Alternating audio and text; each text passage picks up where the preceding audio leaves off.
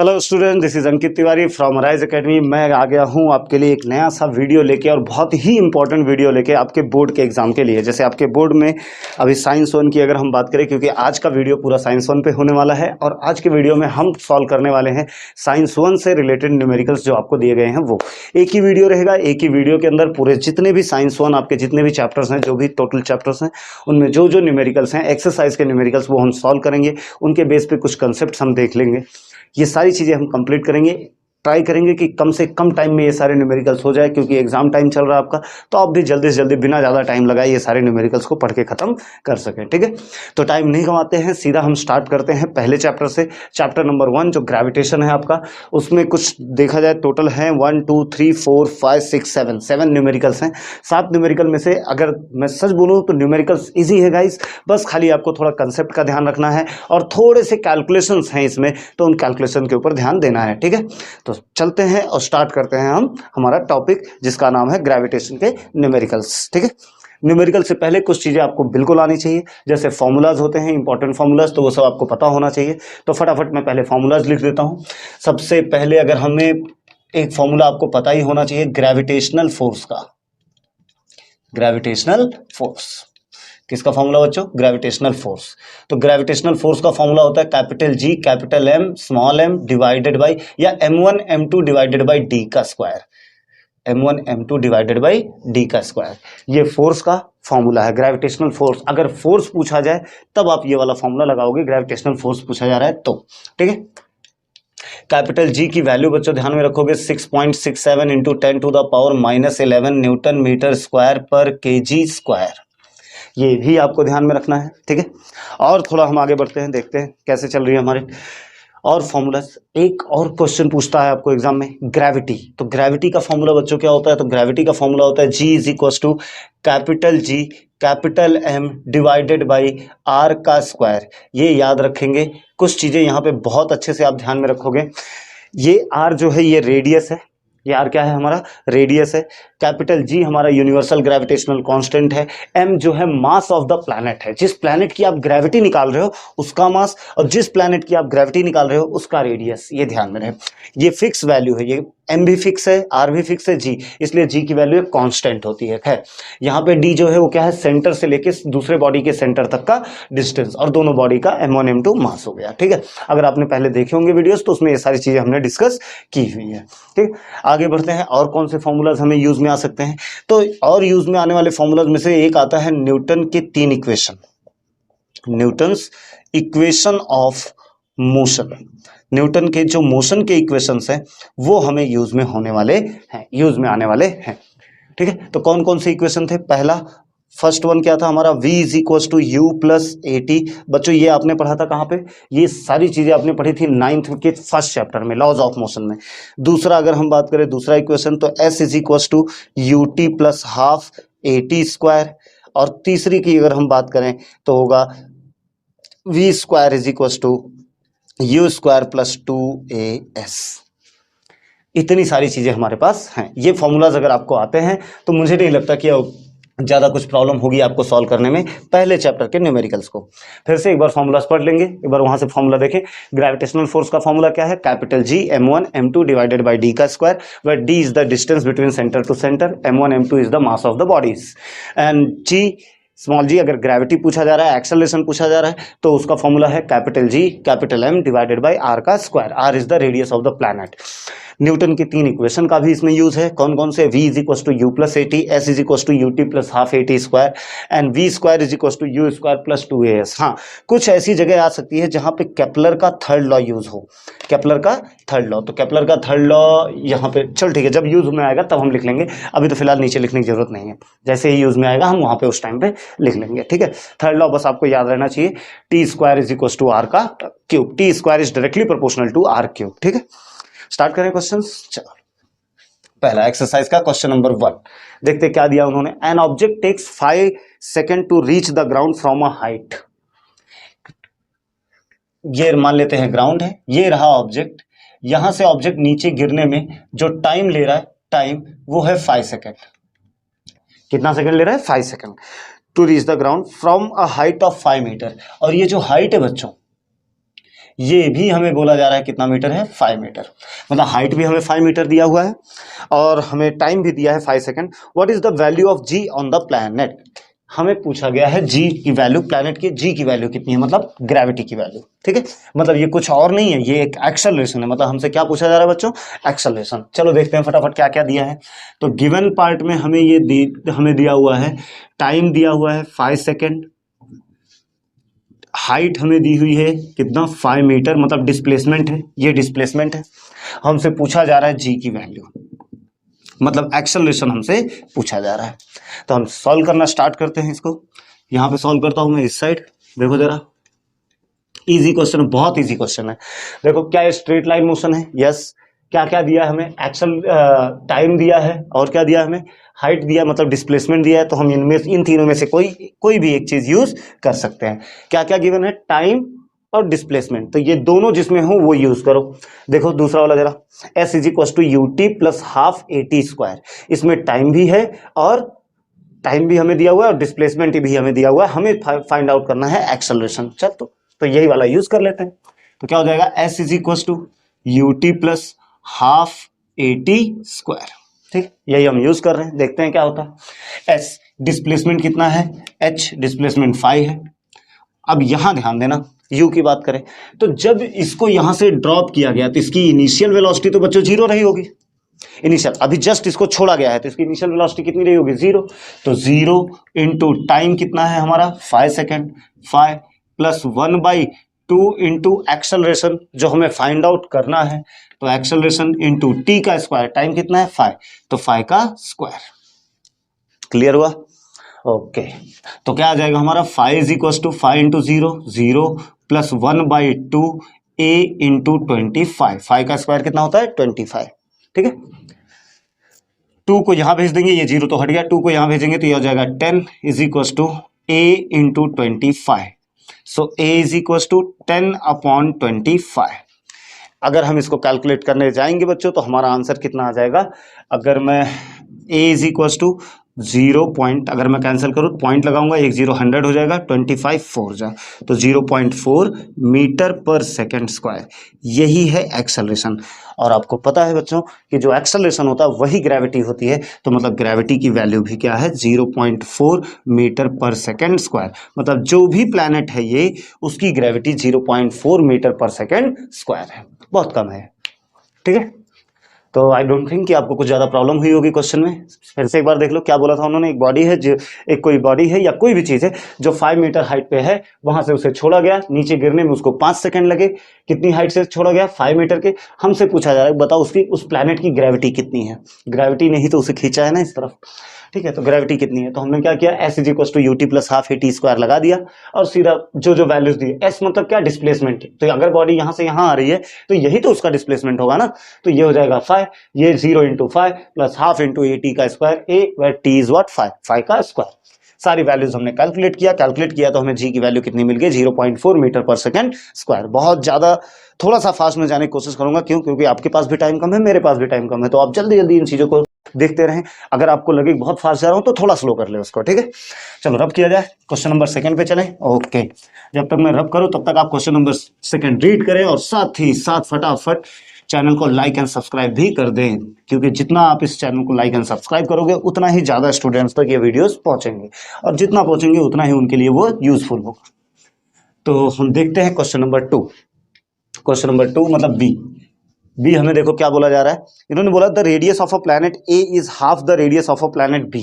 जरा क्वेश्चन को ध्यान से देखेंगे। इन्होंने बोला radius of planet A is half of radius of planet B. जैसा बोला जा रहा है वैसे ही लिखो। एक प्लैनेट है ए जिसका रेडियस बी वाले प्लैनेट के रेडियस का आधा है। B, if the mass of A is M A, मतलब मास ऑफ प्लैनेट ए, ये जो हमें दिया हुआ है लिख लेता हूं, चलो, mass of planet A is what, M A इन्होंने बोला है। ठीक है, A, what must be the mass of B so that आगे पढ़ लेते हैं, so that the value of ji on B, the value of ji on B is half that of the value on A. इसकी value आधी हो जाए ए के। ये सारी चीजें, ये इतने डिटेल्स हमें दे दिए गए हैं और हमसे पूछा क्या गया है, मास ऑफ प्लैनेट बी कितना होगा, मास ऑफ प्लैनेट बी कितना होगा। फिर से देखो, अच्छे टॉपिक है, अच्छा क्वेश्चन है। क्या बोला गया, इंपॉर्टेंट, आप इसे समझ के चलें। क्या बोला, radius of planet A is half of radius of planet B, mass of planet A is M A. अगर मास ऑफ प्लैनेट बी कितना होगा कि जो ग्रेविटी ऑफ प्लैनेट बी है वो आधा हो किसका, ग्रेविटी ऑफ प्लैनेट ए का। एक बार फिर से क्वेश्चन रीड कर लेता हूं मैं, जरा ध्यान से देंगे। क्या दिया हमें, the radius of planet A, the radius of planet A is half of radius of planet B if the mass of A is M A, what must be the mass of B, what must be the mass of B, so that the value of ji on B is half of value of ji on A. जितना A पे है उसका आधा रहेगा। Start करते हैं, फटाफट देख लेते हैं क्या क्या चीजें हमें मिलने वाली है। हमें एम बी निकालना है। क्या निकालना है हमें, एम बी। थोड़ा सा दिमाग लगाओ कि ऐसा क्या हम इसमें यूज करें कि क्या हमें मिल जाएगा। हमें क्या है, ग्रेविटी की बातें हमें करनी है, हमें और किसकी बात करनी है, आर ए की बात करनी है। हमें निकालना क्या है, mass of planet B. Gravity की बात चल रही है तो हम क्या ग्रेविटी वाला फॉर्मूला यूज कर लें, जरा देखो। तो मान लेते हैं हम gravity of planet A, solution में चलते हैं, ध्यान दो। ग्रेविटी ऑफ प्लैनेट ए क्या होगा, capital G mass of planet A divided by radius of planet A. यही होगा बच्चों, ग्रेविटी ऑफ प्लैनेट, फॉर्मूला यही लगाया। देखो, ग्रेविटी जिसकी ग्रेविटी निकालनी है उसका मास, उसका रेडियस। तो gravity of planet A is G, capital G into mass of planet A divided by radius of planet A. वैसे ही अगर मैं ग्रेविटी ऑफ प्लैनेट बी निकालने की कोशिश करूं तो क्या आ जाएगा, G into mass of planet B divided by radius of planet B. ठीक है, अब जो जो डिटेल्स इन्होंने दिए हैं वही सब्स्टिट्यूट कर देते हैं फटाफट। ठीक है, या एक काम करते हैं, इन दोनों को डिवाइड कर लेते हैं, पहले इन दोनों को डिवाइड कर लेते हैं। इसे इक्वेशन 1 मार्क कर देता हूं मैं, इसे इक्वेशन 2। तो बाय डिवाइडिंग इक्वेशन 1 एंड 2, 1 और 2 को अगर हम डिवाइड करेंगे तो क्या आ जाएगा, G A divided by G B is equals to capital G capital M A divided by R A the whole divided by R A का स्क्वायर होगा। मैंने स्क्वायर नहीं लिखा बच्चों, ध्यान दें इसको, आर ए का square divided by capital G capital M B divided by R B का स्क्वायर, आर बी का स्क्वायर। यहां से कैपिटल जी देखो कैंसिल हो गया, आ गया हमारे पास जी ए अपॉन जी बी। अच्छा, वैल्यूज हम रख देते हैं थोड़ा, चलो पहले जो बच गया वो लिख लेते हैं। G A upon G B is equal to M A, ये आर बी बच्चों कहाँ चला जाएगा, ऊपर, आर बी का square divided by M B R A का स्क्वायर। अभी तक हमने इनका दिया हुआ डेटा कोई यूज नहीं किया, हमने नॉर्मली जी ऑफ ए निकाला, जी ऑफ बी निकाला, दोनों को डिवाइड कर दिया, दोनों को डिवाइड किया तो हमें ऐसा कुछ मिला। अब जरा देखते हैं इन्होंने क्या दिया है। इन्होंने बोला आर ऑफ ए जो है वो हाफ ऑफ आर बी है और जी ऑफ बी जो है वो हाफ ऑफ जी ए है। तो लिख लेते हैं G of A divided by G of B कितना है, half of G of A.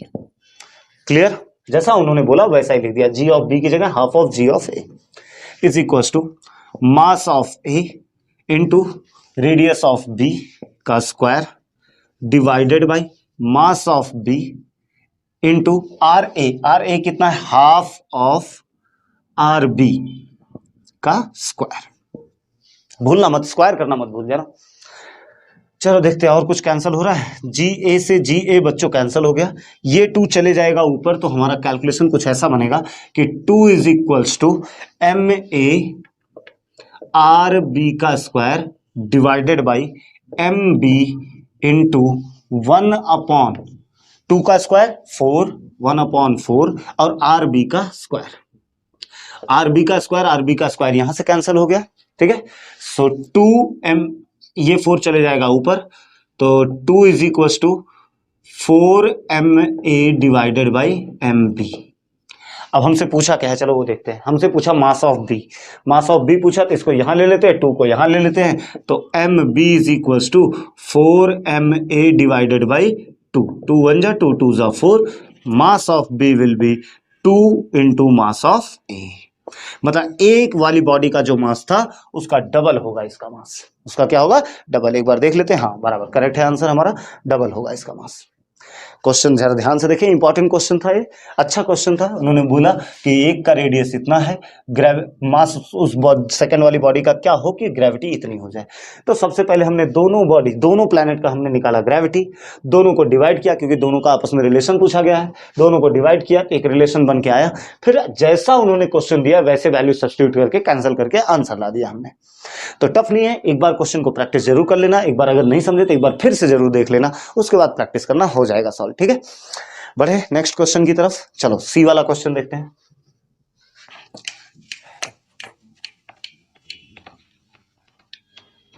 Question number C. जब तक मैं रब करूं इसको तब तक गाइस मैं जैसा बोल रहा हूं आप क्वेश्चंस को रीड करो, देखो क्या कर सकते हो उसके अंदर, क्या क्या चीजें, है ना। देखो third, the mass and weight of an object on the earth is 5 kg and 49 newton. Mass हमें दिया हुआ है कितना, 5 kg, और वेट हमें दिया हुआ है 49 न्यूटन।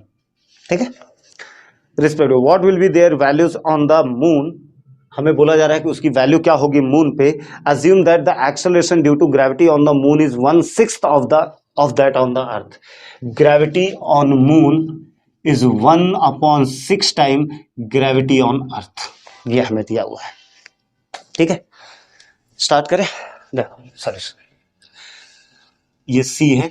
पूछा क्या गया हमें क्वेश्चन में, अज्यूम दैट, हमें बोला गया सेम चीजें बताना है, फाइंड करना हमें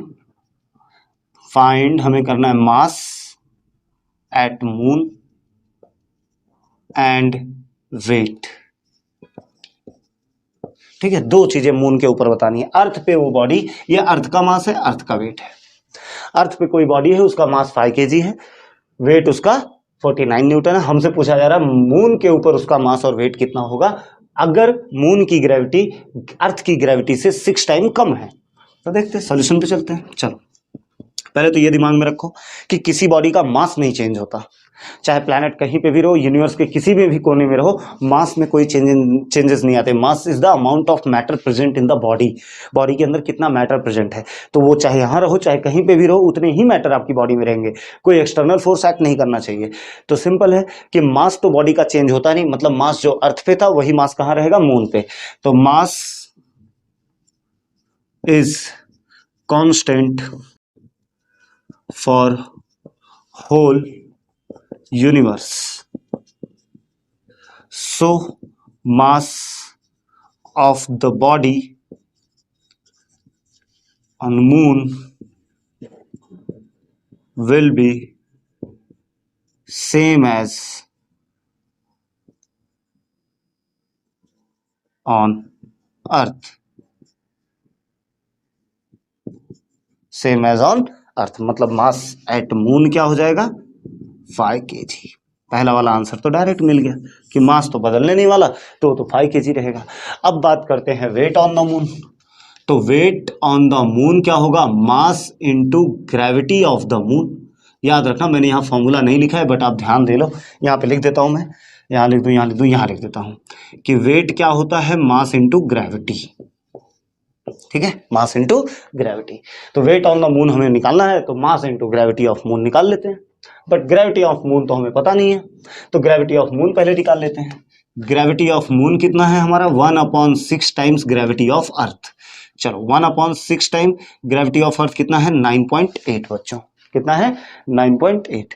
चलो जरा डिवाइड करते हैं इसको 6 से, 6 1 जा 6.38, 6 6 जा 36, 2 0 6 3 जा 18, फिर 1.63 मीटर पर सेकेंड स्क्वायर, ये ग्रेविटी ऑन मून आ गया। अब हमसे पूछा जा रहा है वेट, तो वेट ऑन मून हो जाएगा क्या, mass into gravity of moon. Mass कितना हमारा है 5 kg इनटू ग्रेविटी 1.63, मल्टीप्लाई करेंगे 5 3 जा 15, 5 6 जा 30 प्लस 1 31, 5 1 जा 5 प्लस 3 8.15 न्यूटन, ये इसका वेट दिखाएगा मून पे। 8, एक बार मैं आंसर चेक कर लेता हूँ, 8.17 दिया है, तो इन्होंने आगे और सॉल्व किया हुआ है, बट ये भी आंसर आपका एकदम करेक्ट है, कोई प्रॉब्लम नहीं है। 8.15 न्यूटन हमें मिलने वाला है वेट। वहाँ कहाँ पे? मून पे। अर्थ पे अगर उसका वेट कितना है? 49 न्यूटन। वैसे आपको शॉर्टकट के लिए बता दूं, जितना अर्थ पे वेट होता है उसको 6 से डिवाइड कर दो, उतना वेट होता है मून पे, क्योंकि मून की ग्रेविटी 6 टाइम्स कम है। तो जितना अर्थ पे वेट रहेगा उससे 6 गुना कम रहेगा कहाँ पे? मून पे। ठीक है, तो ये था हमारा सी वाला क्वेश्चन। चलते हैं हम अपने डी वाले पार्ट के लिए। ठीक है, देख लो अच्छे से, सिंपल क्वेश्चन था, बहुत ही सिंपल था ये तो। देखो डी वाला क्या दिया जा रहा, डी क्वेश्चन अगर आप देखोगे जितने भी क्वेश्चन है सब इन्हीं फॉर्मूले में से किसी ना किसी से सॉल्व हो जाने हैं। तो ये फॉर्मूलाज देखो आपको गाइस आना बहुत जरूरी है, बिना उसके कुछ होने वाला नहीं है। देखो क्या दिया हमें, an object thrown vertically upward reaches a height of 500 metre. एक ऑब्जेक्ट था, इसको मान लो यहां पे था, इसको फेंका गया ऊपर, और ये ऊपर कहीं तक तो गया, मान लेते हैं यहां पे गया, और ये हाइट जो है जितनी ऊपर तक गया ये है 500 मीटर, बहुत हाइट है, 500 मीटर हाइट तक भेजा गया वो। What was its initial velocity? How long will the object take to come back to the earth? Assume g is equals to 10 metre per second square. ठीक है, हमसे ये पूछा जा रहा है कि इसकी इनिशियल वेलोसिटी कितनी थी, मतलब जब इसे फेंका गया तब इसको कितनी स्पीड से फेंका गया, वो पूछा जा रहा है हमसे। और दूसरा हमसे पूछा जा रहा है कि इसको वापस आने में कितना टाइम लगेगा। How long will the object take to come back to the earth? Assume g is equals to 10 metre per second square. जी की वैल्यू हमें क्या लेने के लिए बोला गया है? 10 मीटर पर सेकेंड स्क्वायर। ठीक है, हाइट हमें दी हुई है कितनी? 500, तो 500 मीटर। चलो ध्यान देते हैं, अब थोड़ा कंसेप्ट समझते हैं। मान लो किसी ने थ्रो किया यहां से एक पत्थर ऊपर की तरफ, जब वो पत्थर ऊपर की तरफ जाएगा या स्टोन ऊपर की तरफ जाएगा तो ग्रेविटी उसे कहाँ खींचेगी? नीचे। मतलब ये जैसे जैसे जाएगा उसकी स्पीड धीरे धीरे क्या होती जाएगी? कम होते होते 500 मीटर पे जाके इसकी स्पीड कितनी हो जाएगी? 0, तभी तो वापस आएगा। अरे कोई चीज अगर ऊपर जा रही है तो जब तक वो रुकेगी नहीं तब तक वापस कैसे आएगी? ऊपर जाते जाते तो वापस आ नहीं सकता, ऊपर जाके अगर उसे वापस आना है तो ऊपर जाना है, रुकना है, फिर गिरना है। तो मतलब फाइनल वेलोसिटी अगर ऊपर जाने के बाद देखा जाए तो कितनी नजर आएगी हमें? 0। और इसके ऊपर ग्रेविटी लग रही है कौन से डायरेक्शन में? नीचे। कितनी? जी। कितना? 10 मीटर पर सेकेंड स्क्वायर, मतलब यही हमारा एक्सेलरेशन है, यही हमारा एक्सेलरेशन है। इतनी सारी चीजें हमें दी हुई है, हमसे पूछा गया है कि कितना टाइम लगेगा उसे ऊपर जाने में, शायद यही पूछा गया है। एक बार फिर से चेक कर लेता हूं मगर, how long will the object take to come back to the, और what was its initial velocity, initial velocity और टाइम ये पूछा जा रहा है, और टाइम कितना टाइम लगेगा उसको वापस आने में। चलो तो पहले तो हम इनिशियल वेलोसिटी निकाल लेते हैं। क्या क्या है हमारे पास? हमारे पास h है, a है, एक्सेलरेशन है हमारे पास, मतलब डिस्प्लेसमेंट है और एक्सेलरेशन है, और फाइंड आउट क्या करना है हमें? Initial velocity u। तो देखो u वाला कौन सा इसमें है जिसमें हमें मिल जाएगा, जिसमें s भी हो, मतलब डिस्प्लेसमेंट भी हो, एक्सेलरेशन भी हो और u भी हो। ये तीनों फॉर्मूला हमें कहाँ मिल रहे हैं? v u, ये वाला फॉर्मूला तीसरा वाला। तो न्यूटन का third equation, by apply Newton's third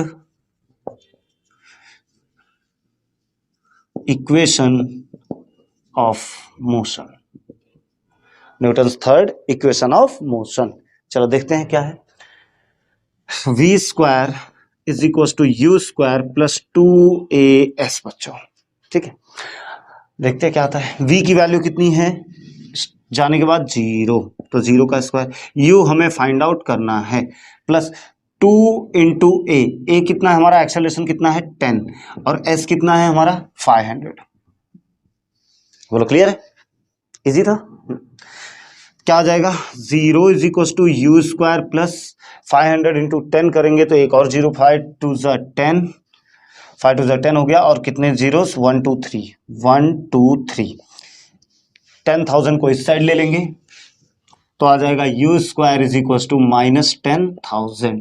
अच्छा, मैं याद रखो बच्चों, यहाँ पे सिर्फ स्पीड पूछी गई है, डायरेक्शन के बारे में नहीं पूछा गया है। ये माइनस साइन इंडिकेट कर रहा है कि बॉडी जो जा रही है ऊपर और एक्सेलरेशन जो लग रहा है वो दोनों अपोजिट डायरेक्शन में लग रहे हैं। कौन से डायरेक्शन में लग रहे हैं? अपोजिट। देखो जरा, ग्रेविटी नीचे लग रहा है और बॉडी ऊपर जा रही है। तो ये एक अलग कंसेप्ट है जो आपको 11th में यूज करना है। अभी हमें प्लस माइनस के साथ नहीं खेलना है, डायरेक्ट हमें आंसर चाहिए, क्योंकि आपकी टेक्स्ट बुक में भी आंसर साइन को रखते हुए नहीं दिया गया है। तो u इज इक्वल टू क्या हो जाएगा? Under root of 10,000। आपको पता है इसका स्क्वायर रूट कितना होता है? 100। तो 100 मीटर पर सेकेंड से उसे भेजा गया। इस स्पीड से तुझे भेजा गया ऊपर। अब बोला जा रहा कितना टाइम लगेगा उसको नीचे आने में, तो एक काम करते हैं हम निकाल लेते हैं टाइम की, कितना टाइम इसे लगेगा ऊपर जाने में। जितना जाने में टाइम लगता है उतना ही टाइम लगता है आने में, तो जितना जाने में टाइम लगेगा उसी को डबल कर देंगे तो हमें मिल जाएगा टाइम कि कितना वापस आने में टाइम लगेगा। वही तो हमसे पूछा गया, how long will the object takes to come back to the earth, कितना टाइम लगेगा नीचे आने में। ठीक है, तो देखते हैं टाइम किस में मिल जाएगा। पहले वाले इक्वेशन से मिल सकता है, बिल्कुल मिल सकता है, वही ले लेते हैं। v is equal to u plus a t. v कितना है 0, u कितना अभी आया हमारा 100 प्लस a कितना 10 इंटू टी। मैं फिर से बोल रहा हूं कि अगेन इसके ऊपर साइन के ऊपर नहीं जाना है, तो 100 को इस साइड ले लेते तो -100 होगा, बट मैं सिर्फ 100 लिख रहा हूं। इज इक्वल टू 10t, तो t इज इक्वल टू 100/10, 0 से 0 cancel, t is equal to 10 second लगा, 10 सेकेंड इसे लगा। तो टोटल टाइम कितना हो जाएगा, 10 सेकेंड तो इसे ऊपर जाने में लगा है, सो टोटल टाइम कितना हो जाएगा 10 into 2, answer is 20 second. 20 second इसे पूरा लगेंगे ऊपर जाना और नीचे आने में। मैं एक बार चेक कर लेता हूं, आंसर दोनों करेक्ट है, ये 100 है और ये 20 सेकेंड है। 20 सेकेंड इसे लगेंगे ऊपर जाके नीचे आने में, ऊपर जाके नीचे आने में। ओके, क्लियर हो रहा है बच्चों, अच्छे से क्लियर हो रहा है। चल देखते हैं नेक्स्ट वाला क्वेश्चन ई। अगर मुझे कोई क्वेश्चन ऐसा दिखता है कि हाँ जिसको आप सॉल्व कर सकते हो खुद से, तो उसे कर लेना, मैं तुमको हिंट जरूर दे दूंगा। A ball falls off a table and reaches the ground in 1 second. एक टेबल है, मान लेते हैं ये रहा वो टेबल, ऐसा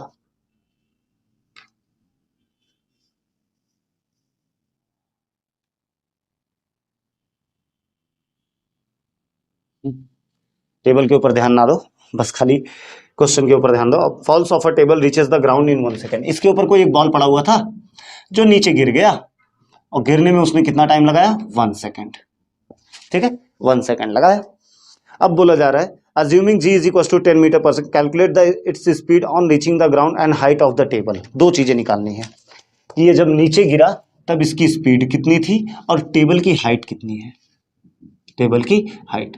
अगेन बच्चों ध्यान में रखो, यही 3 इक्वेशन से डील करना है, इन्हीं से आंसर मिल जाएगा। और g की वैल्यू उन्होंने बोला है 10 लेने के लिए, तो g is equal to 10 metre per second square. Time हमें दिया है 1 सेकेंड। जी की वैल्यू, अच्छा जी तो हमने लिख ही लिया, हमसे पूछा क्या गया है, फाइंड क्या करना है हमें, एक तो हाइट हमें फाइंड आउट करनी है, दूसरा फाइनल वेलोसिटी। ठीक है, तो पहले तो ये समझ लो इनिशियल वेलोसिटी तो इसकी 0 होगी, क्योंकि टेबल पे रखा था फिर गिरना चालू किया, तो इनिशियल वेलोसिटी तो 0 रहेगी।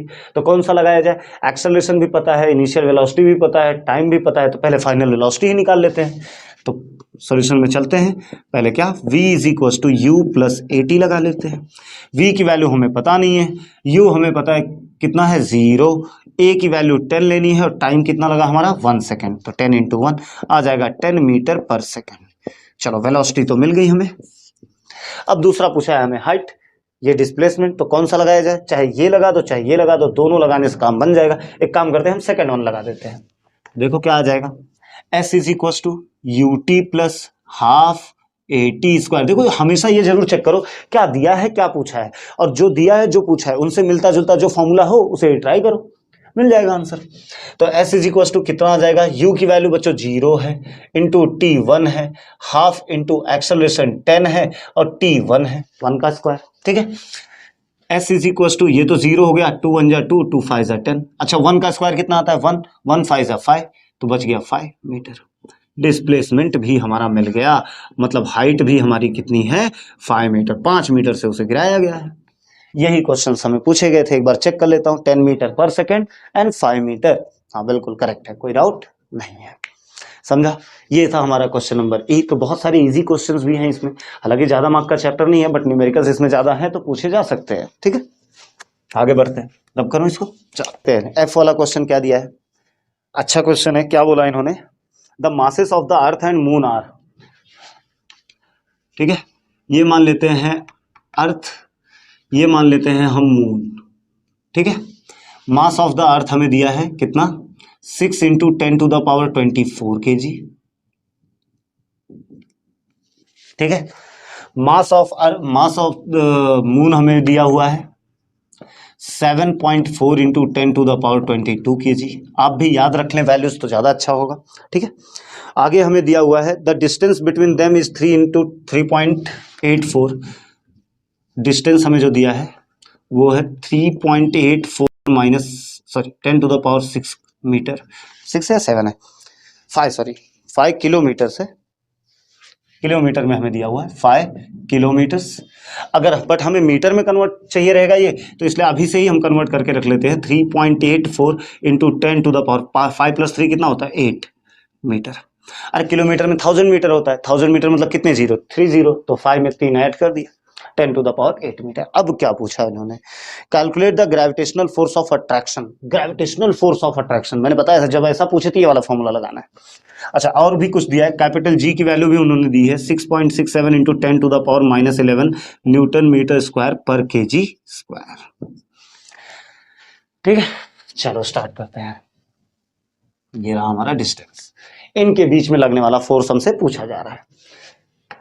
लगाते हैं फॉर्मूला, सॉल्यूशन पे चलते हैं। क्या है फॉर्मूला हमारा, gravitational force is equal to capital G m1 m2 divided by distance का स्क्वायर। बोलो क्लियर।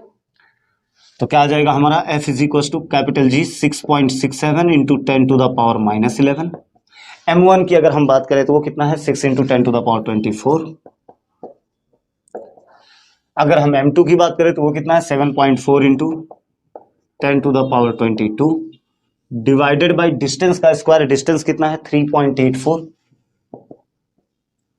इंटू 10⁻5 का स्क्वायर। अब आप यही गलतियां करते हो, अगर देखो तो कैलकुलेशन में यहीं पे आप गलत करोगे कि क्या क्या चीजें कैसे लिखे सर, कैसे आंसर आए। तो उसके लिए सिंपल सा एक काम करो, सबसे पहले पावर्स को एक जगह पे रखो और वैल्यूज सारी एक जगह रखो। तो पहले तो मैं लिख ले रहा हूँ 6.67 इंटू 6 इंटू 7.4। अब पावर्स को कैलकुलेट कर लेते हैं। यहाँ पावर कितना है 24, यहाँ कितना है 22, टोटल कितना हो गया 46 में से 11 माइनस हो जाएगा, -11 है ना। देखो ये प्लस प्लस में थी, ऐड कर दिया मैंने, 24 प्लस 22 कितना हो जाएगा 46 में से 11 अगर माइनस करोगे तो आ जाएगा आपका 35, तो 10⁻35 बचा। नीचे अगर हम देखें तो 3.84 है इंटू 3.84 इंटू 10⁻5 का स्क्वायर, 5 का स्क्वायर मतलब 5 25 नहीं लिखना रहता है, जब पावर का स्क्वायर होता है तो सीधा मल्टीप्लाई, 5 टू 10, 10⁻10। क्वेश्चन थोड़ा सा कंप्रेस हो गया कैलकुलेशन में, ठीक है। अब और देख लेते हैं क्या आता है। F is equal to 6.67 into 6 into 7.4 divided by 3.84 into 3.84 into ये 10⁻10 ऊपर जब जाएगा, 10⁻10 जब ऊपर जाएगा तो 35 में से 10 माइनस होगा, क्योंकि पावर ऊपर जाके नेगेटिव हो जाता है। तो 35 में से 10 माइनस हो जाएगा तो बचेगा 10⁻25। 35 में से 10 गया तो 25। अब इसे तो आई थिंक आप कैलकुलेट कर लोगे, इन दोनों को मल्टीप्लाई कर लो, इन तीनों को मल्टीप्लाई कर लो और डिवीजन मेथड नॉर्मल यूज करके आप इनको डिवाइड कर लो। जैसे ही आप इनको डिवाइड करोगे आपका आंसर आएगा गाइस 2 इंटू 10⁻20 न्यूटन। फोर्स कितना आ जाएगा 2 इंटू 10⁻20 न्यूटन, इतना फोर्स आ जाएगा 2 इंटू 10⁻20 न्यूटन, 2 इंटू 10⁻20 न्यूटन। ये हमें फोर्स मिलेगा किसके लिए, एफ वाले क्वेश्चन के लिए।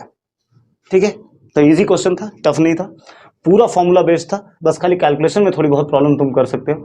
ये याद रखना, ये 46 था, -11 किया 35 हुआ, 10⁻10 को जब ऊपर ले गया मैं तो माइनस में हो गया, और माइनस में जाते ही 35 माइनस 10 कितना होता है 25।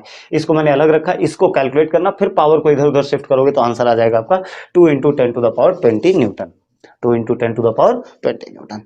जल्दी से देख लें इसे, फिर हम चलते हैं last question of the chapter gravitation. Gravitation का लास्ट क्वेश्चन हम करते हैं, ठीक है। अब करो इसको, okay.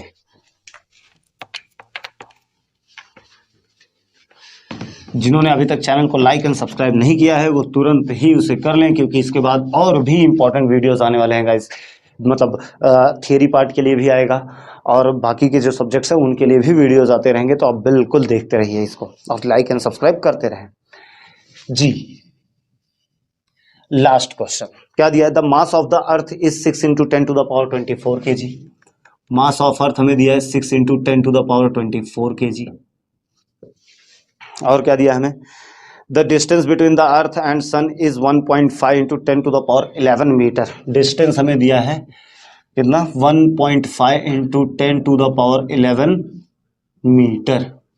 Next, if the gravitational force between the two is 3.5 into 10⁻22 newton. हमें फोर्स दिया है कितना, 3.5 into 10⁻22 newton. What is the mass of the sun, mass of sun हमें फाइंड आउट करना है और कैपिटल जी की वैल्यू हमें दिया है 6.67 इंटू 10⁻11। मतलब बाकी कहानी वैसी ही है। चलो सॉल्व करते हैं। कैसे सॉल्व करेंगे, अगेन फोर्स की कहानी है तो फोर्स वाला ही फॉर्मूला लगा लेते हैं। तो फोर्स क्या है हमारा, capital G M mass of earth mass of sun divided by distance का स्क्वायर। एफ कितना दिया हमें, 3.5 इंटू 10⁻22। एक काम करता हूं यहां लिखता हूं, ज्यादा बेटर होगा, है ना, यहां लिख के क्या फायदा। एफ कितना दिया हमें, 3.5 इंटू 10⁻22। कैपिटल जी की वैल्यू 6.67 इंटू 10⁻11। मास ऑफ अर्थ अगर हम देखें तो 6 इंटू 10⁻24 और हमें मास ऑफ सन निकालना है डिवाइडेड बाय डिस्टेंस। डिस्टेंस कितना है, 1.5 इंटू 10⁻11 का स्क्वायर। डिस्टेंस का हमें क्या करना है, स्क्वायर। सारी वैल्यूज रख दी गई, अब सिर्फ हमें इसको क्या करना है, सॉल्व करना है। तो फटाक से सॉल्व कर लेते हैं, देखते हैं कितना आता है आंसर हमारा। ये तो हो जाएगा 3, इसको ऐसे ही रखते हैं, 3.5 into 10⁻22 is equal to 6.67 into 6 into 10⁻24 था, उसमें से 11 माइनस कर दोगे 13 बचेगा, 10⁻13 into mass of sun divided by 1.5 का स्क्वायर करोगे, 15 का स्क्वायर 225 होता है, तो ये हो जाएगा 2.25 इंटू 11 टू ज़ा 22, 10⁻22। बोलो क्लियर है, कोई डाउट है ना। आगे बढ़ लेते हैं, देखते हैं क्या क्या आता है हमारा। ये पूरे टर्म को यहाँ भेज सकते हैं हम, इसको नीचे भेज देंगे, मास ऑफ सन मिल जाएगा हमें। तो हमारा क्या आ जाएगा, अगर मैं देखो ध्यान, मैं डायरेक्ट लिख रहा हूँ, जरा ध्यान से देखना। ये डिवीजन में इधर जाके मल्टीप्लाई हो जाएगा, मतलब 3.5 इंटू 10⁻22, ठीक है, multiply by 2.25 into 10⁻22, the whole divided by 6.67 into 6 into 10⁻13। Check करेंगे इसे, कुछ नहीं किया, इसको भी यहां ले लिया और इन दोनों को नीचे ले लिया और डिवाइड किया। अगेन वही बात है कि आप इनको जब कैलकुलेट करोगे, इन सबको मल्टीप्लिकेशन में पावर ऐड हो जाते हैं, ये आपको पता होना चाहिए। तो पावर ऐड हो जाएंगे 22 मिलके, चलो मैं ही कर देता हूँ, 3.5 इंटू 2.25 इंटू 10⁻22 10⁻22 मिलके कितना हो जाएगा, 10⁻44 डिवाइडेड बाई 6.67 इंटू 6 इंटू 10⁻13। ये 10⁻13 ऊपर जाके माइनस होगा तो हो जाएगा mass of sun is 3.5 into 2.25 divided by 6.67 into 6 into 10⁻13 जाएगा, ऊपर माइनस होगा, 44 माइनस 13 करोगे तो कितना आ जाएगा, 31। अगर हम इसे कैलकुलेट करेंगे, ये आपका काम है, दोनों को मल्टीप्लाई करो और सीधा सॉल्व करो। कैलकुलेट करोगे तो आएगा 1.96 इंटू 1.96 इंटू 10⁻30 kg। ठीक है, 10⁻30 kg ये मास ऑफ सन आएगा। तो देखो, अगर ध्यान से समझो तो थोड़ा सा फास्ट में जाने की कोशिश किया हूँ, बट इतना भी फास्ट नहीं गया हूँ गाइस। आप अगर देखो तो यही कुछ फॉर्मूलाज हैं जिनका यूज हमें करना। हमने इसका भी यूज किया, हमने इसका भी किया, हमने इन तीनों का भी यूज किया और weight is equal to mg का भी हमने यूज किया। इतने ही फॉर्मूलाज का यूज करके आपके सारे के सारे क्वेश्चन, जो 7 क्वेश्चन आपको ग्रेविटेशन में दिए गए थे, उनको हमने सॉल्व कर लिया है। तो आप इन्हें वीडियो को देखें, इसे अच्छे से समझे, नहीं समझ में एक बार फिर से देखें और प्रैक्टिस कर लें। जब तक आप खुद से प्रैक्टिस नहीं करोगे, इनके डाउट्स आपके बने रहेंगे। तो डाउट ना रहे, इसके लिए आप इनको प्रैक्टिस भी करते रहो। ठीक है, तो जल्दी से इसे देखें और तुरंत मैं स्टार्ट करता हूं हमारे नेक्स्ट वाले चैप्टर का, न्यूमेरिकल के स्टूडेंट्स। तो स्टार्ट करें हम अगला वाला चैप्टर। इसके पहले अभी जस्ट हमने ग्रेविटेशन कंप्लीट किया। आई होप कि आपको सारी चीज़ें समझ में आई होगी। आप उनको घर पे जरूर प्रैक्टिस करो, एक बार अच्छे से प्रैक्टिस करो। नहीं समझ में आए तो एक बार जल्दी से फिर से वीडियो देख लो, उसके बाद प्रैक्टिस करो, बट कर लेना, बिकॉज 7 क्वेश्चन उसमें थे, टोटल 7 क्वेश्चन थे ग्रेविटेशन से रिलेटेड एक्सरसाइज के, जिसको हमने पूरा कंप्लीटली अच्छे से सॉल्व कर लिया है विद फॉर्मूलाज लिख के हमने साइड में। आते हम अपने नेक्स्ट वाले टॉपिक के ऊपर, जो है हमारा किससे related, effect of electric current. Effect of electric current में हमारे पास टोटल कितने नंबर ऑफ क्वेश्चन है न्यूमेरिकल की, अगर हम बात करें टोटल चार न्यूमेरिकल हैं, इन चारों न्यूमेरिकल को हम फटाफट खत्म कर लेते हैं, ठीक है। तो सबसे पहले हम चलते हैं इफेक्ट ऑफ इलेक्ट्रिक करंट के न्यूमेरिकल्स के लिए क्या क्या जरूरी है, अगेन कौन कौन से ऐसे फॉर्मूलाज हैं जो आपको आने चाहिए to solve the effect of electric current numericals, ठीक है। तो देखते हैं, पहला तो एक फॉर्मूला आपको बहुत अच्छे से पता होना चाहिए पावर का, कि पावर होता है हमारा V इंटू आई, ध्यान रहे power is equal to V into I, where V is what, potential difference, I is current और P इज व्हाट, पावर। एक तो ये फॉर्मूला आपको याद रहना चाहिए। दूसरा फॉर्मूला अगर हम बात करें तो ओम्स लॉ आपको याद होना चाहिए, और ओम्स लॉ हमारा है V is equal to I R, V is equal to I R, where V is what, potential difference, I current है और R है हमारा रेजिस्टेंस, ठीक है। तीसरा एक और फॉर्मूला आपको पता होना चाहिए, वो है एनर्जी का, चाहे एनर्जी बोला जाए या फिर हीट बोल दिया जाए, इन दोनों के लिए सेम फॉर्मूला क्या, power into time, power into time. तो ये तीन चीजें, यहां पे टी का मतलब क्या है, टाइम, ठीक है। तो जो थर्ड चैप्टर है, थर्ड चैप्टर से रिलेटेड न्यूमेरिकल्स के लिए इतनी चीजें तो आपको पता होनी चाहिए। बाकी नाइन्थ के कुछ अगर कंसेप्ट यूज में आए तो हम उसको देख लेंगे, और जो जो चीजें हैं हम उनको ध्यान देते रहेंगे। पहले तो हम देख लें, फर्स्ट वाले क्वेश्चन को रीड करते हैं और देखते हैं कि पहला वाला क्वेश्चन हमसे क्या बोल रहा है। First question, heat energy is being produced in a resistance of in a circuit at the rate of 100 what. 100 what किसका यूनिट होता है, पावर का। तो हमें पावर दिया है बच्चों, पावर दिया हमें 100 वॉट।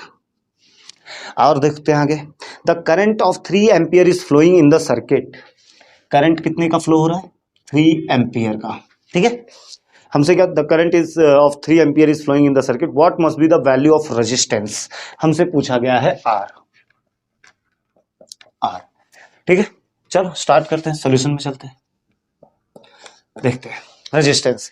तो रेजिस्टेंस की वैल्यू देखो, रेजिस्टेंस अगर देखा जाए तो इस वाले फॉर्मूले में है, उसके लिए V और I पता होना चाहिए, बट हमें V नहीं पता है। तो एक काम करते हैं, हमें पावर दिया है, पावर वाला फॉर्मूला यूज करके देख लेते हैं। तो पावर क्या है हमारा, P is equal to V into I. Power कितना दिया है बच्चों हमें, 100, V हमें पता नहीं है, करंट हमें दिया है 3, तो V is equal to 100 divided by 3, cancel करेंगे कितना आ जाएगा, 3 3 जा 9, 3 3 जा 9, ऐसे चलता रहेगा। तो मतलब V is equal to 33.33 volt. Potential difference तो बच्चों हमें मिल गया जिसकी हमें जरूरत थी। अब क्या पूछा जा रहा है हमें, नेक्स्ट हमें R पूछा गया है, तो R निकाल लेते हैं। R के लिए हम क्या अप्लाई कर लेंगे, हमारा ओम्स लॉ, ओम्स लॉ। तो ओम्स लॉ के पास अगर हम जाएं तो ओम्स लॉ हमारा क्या है, V is equal to I R, V is equal to I R. V भी हमें मिल गया कितना, 33.33। करंट की अगर हम बात करें तो करंट हमारे पास कितना आया हुआ है, 3 एम्पियर, और R हमें फाइंड आउट करना है। तो R is equal to 33.33 divided by 3, cancel करेंगे तो आएगा 11.11। तो रेजिस्टेंस इज 11.11 ओम, ठीक है।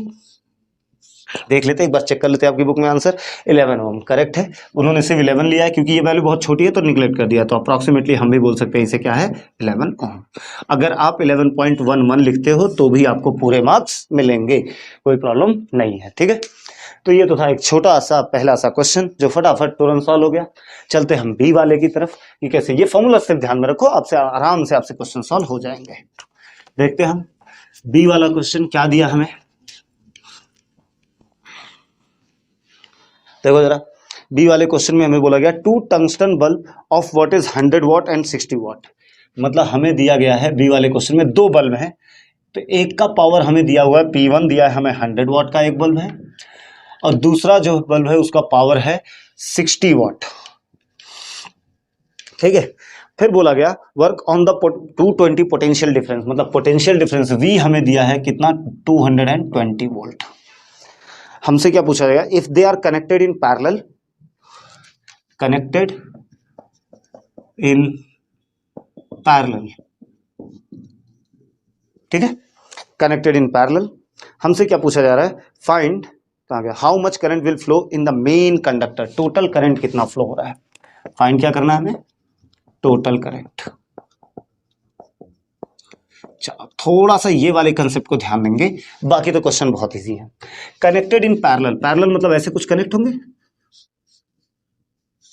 देखो जरा, मान लो यहां से करंट आई आया, तो यही आई करंट में से कुछ करंट यहां I1 चला जाएगा, यहां पे कुछ करंट मान लेते हैं I2 चला गया, फिर यहां से I1 गया, यहां से I2 गया, ये देखो I1 यहां से आया, यहां से I2 आया, और दोनों मिलके फिर से कितना बन गए, I करंट।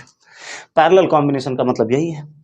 यहां का पावर, इस वाले का पावर हमें दिया है 100 वाट, इस वाले का हमें दिया है 60 वाट, और दोनों को कनेक्ट किया गया है एक ही बैटरी से, और वो बैटरी का पोटेंशियल कितना है, जो भी है पोटेंशियल कितना है, 220 वोल्ट। ऐसा कुछ डायग्राम है क्वेश्चन का। हमसे ये बोल रहे हैं कि ये टोटल करंट कितना है, तो टोटल करंट हमें डायरेक्टली नहीं मिल पा रहा, तो हम एक काम करते हैं, ये रेजिस्टेंस नहीं है, यहाँ पे पावर है, याद रखना, बल्ब है दो, ठीक है, ये 60 वाट है, ये 100 वाट पावर है, रेजिस्टेंस नहीं है। हाँ, हमसे क्या बोला जा रहा है, टोटल करंट कितना है, तो आई तो मिल नहीं पा रहा, तो हमें काम करते हैं, अगर हमें I1 और I2 मिल जाए तो हम सिंपल सी बात है I1 और I2 को निकालेंगे, सॉल्व करेंगे, निकालेंगे, और दोनों करंट को क्या कर देंगे, ऐड कर देंगे, तो हमें क्या मिल जाएगा, I। मतलब इस डायग्राम को देखूं मैं तो I इज इक्वल टू कुछ और नहीं है, I1 प्लस I2 है। तो हमारा टारगेट होगा क्या निकालना, I1 और I2। तो 1 बाय 1 चलते हैं पहले, ठीक है। सबसे पहले I1 देख लेते हैं, तो फॉर्मूला क्या है हमारा, P is equal to V into I। तो I इज इक्वल टू क्या होगा, P अपॉन V। देखो जरा, P अपॉन V, जरा बताओ I1 कितना होगा, P1 अपॉन V। अब बोलोगे सर V1 क्यों नहीं, क्योंकि दोनों सेम पोटेंशियल से कनेक्टेड हैं, तो V1 V2 नाम की चीज नहीं है, हाँ पावर अलग अलग है। सो I1 is equal to P1 कितना है, देखो 100 डिवाइडेड बाई V कितना है 220, कैंसिल हो गया। इसको मैं ऐसे ही रख रहा हूं, I1 is equal to 10 upon 22 ampere, ऐसे ही रखते हैं, ठीक है। क्यों कैलकुलेट करना, बाद में कर लेंगे। दूसरा, अगर हम बात करें I2 के लिए, तो I2 क्या हो जाएगा हमारा, P2 upon V, P2 upon V, जैसे वो P1 अपॉन V, ये P2 upon V। So I2 is equal to what is P2, 60 divided by V कितना है 220, ये भी 0 0 कैंसिल हो गया। I2 कितना आ जाएगा हमारा 6 अपॉन 22 एम्पियर। इसको भी मैं ऐसे ही रख रहा हूं, अभी कैलकुलेट नहीं कर रहा हूं, ठीक है। हमें निकालना था ना, तो हमें I1 I2 नहीं, हमें I निकालना है, तो I इज इक्वल टू क्या है हमारा, I is equal to I1 plus I2। तो I इज इक्वल टू कितना हो जाएगा, I1 कितना है हमारा 10 अपॉन 22, और I2 हमारा कितना है 6 अपॉन 22। अगर दोनों को ऐड करें हम तो हो जाएगा हमारा 10 प्लस 6 कितना हो जाएगा 16 अपॉन 22। कैंसिल करेंगे तो कितना आ जाएगा, 2 1 जा 2 1 जा 2 8 जा 16 इज इक्वल टू 8 अपॉन 11। अगर मैं इसे डिवाइड करूं तो आ जाएगा 0.80, तो 11 7 जा 77, 3 0 11 2 जा 72 एम्पियर। जरा चेक करता हूं मैं, आंसर कितना है 0.72 एम्पियर। ये हमारे दूसरे क्वेश्चन का आंसर हो गया। क्लियर है, सिंपल था। हमें दो क्वेश्चन दिया था P1 P2 और V, हमने पहले I1 निकाल लिया, फिर हमने I2 निकाल लिया, फिर हमें I निकालना था, तो I निकालने के लिए हमने I1 और I2 को ऐड कर दिया और हमें मिल गया हमारा आंसर। ठीक है, चलते हैं हम नेक्स्ट क्वेश्चन जो है हमारा C। देखते रहे, यही जो फॉर्मूलाज मैंने बगल में लिखे हैं इन्हीं का यूज करना है और हमें सॉल्व करना है।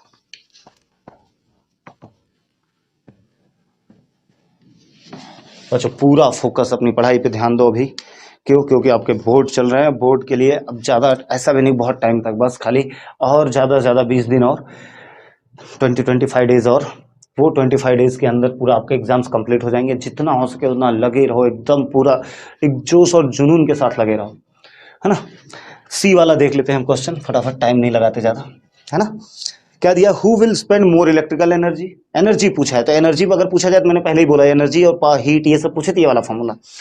Energy 500 what TV set in 30 minutes और 600 वॉट हीटर इन 20 मिनट्स। ठीक है, सो पहले हम यही लिख लेते हैं, पावर ऑफ टीवी कितना है हमें 500 वॉट, और टाइम फॉर टीवी कितना दिया है हमें 30 मिनट्स। ठीक है, याद रखना इस सेकंड में होना चाहिए, तो 30 इंटू 60 कर देता हूं, इतना सेकंड ऐसे ही पड़े रहने देता हूं, बाद में कैलकुलेट कर लेंगे।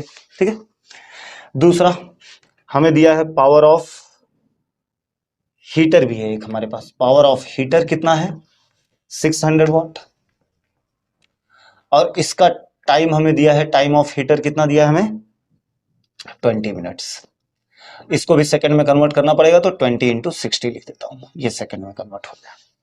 हमसे पूछा जा रहा है कि कौन ज्यादा एनर्जी कंज्यूम कर रहा है, कौन ज्यादा एनर्जी ले रहा है। अगर 500 वॉट का टीवी आधे घंटे चलाओ तो ज्यादा एनर्जी लगेगी, जो खत्म होगी, या 600 वॉट का हीटर 20 मिनट चलाओ तो एक काम करते हैं, फटाफट कैलकुलेट करते हैं। एनर्जी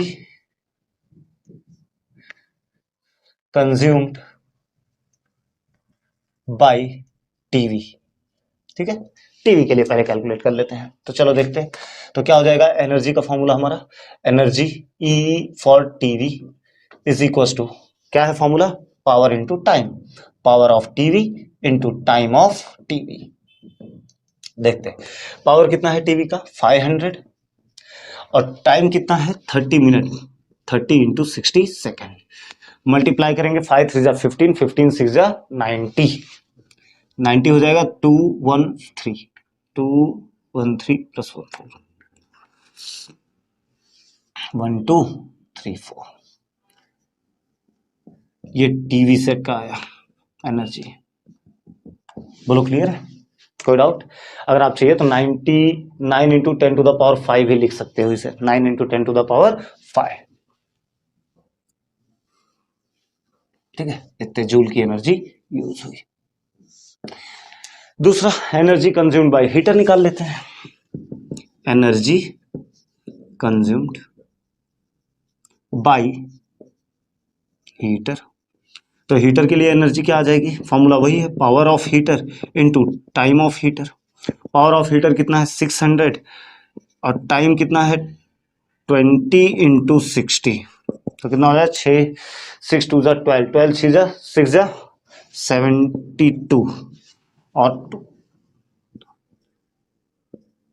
हाँ इतने जूल की एनर्जी ये यूज किया। देख लेते कौन ज्यादा यूज किया, तो सिंपल अगर ऊपर देखो तो ऊपर वाले ने ज्यादा यूज किया है, मतलब हम बोल सकते हैं कि energy of TV set is greater than energy of heater. खत्म हमारा क्वेश्चन ही, यही तो पूछा गया था, कौन ज्यादा एनर्जी कंज्यूम कर रहा है, तो कौन ज्यादा कर रहा है टीवी सेट, टीवी सेट इतना कर रहा है, हीटर इतना ही कर रहा है। हो गया हमारा सी वाला क्वेश्चन भी।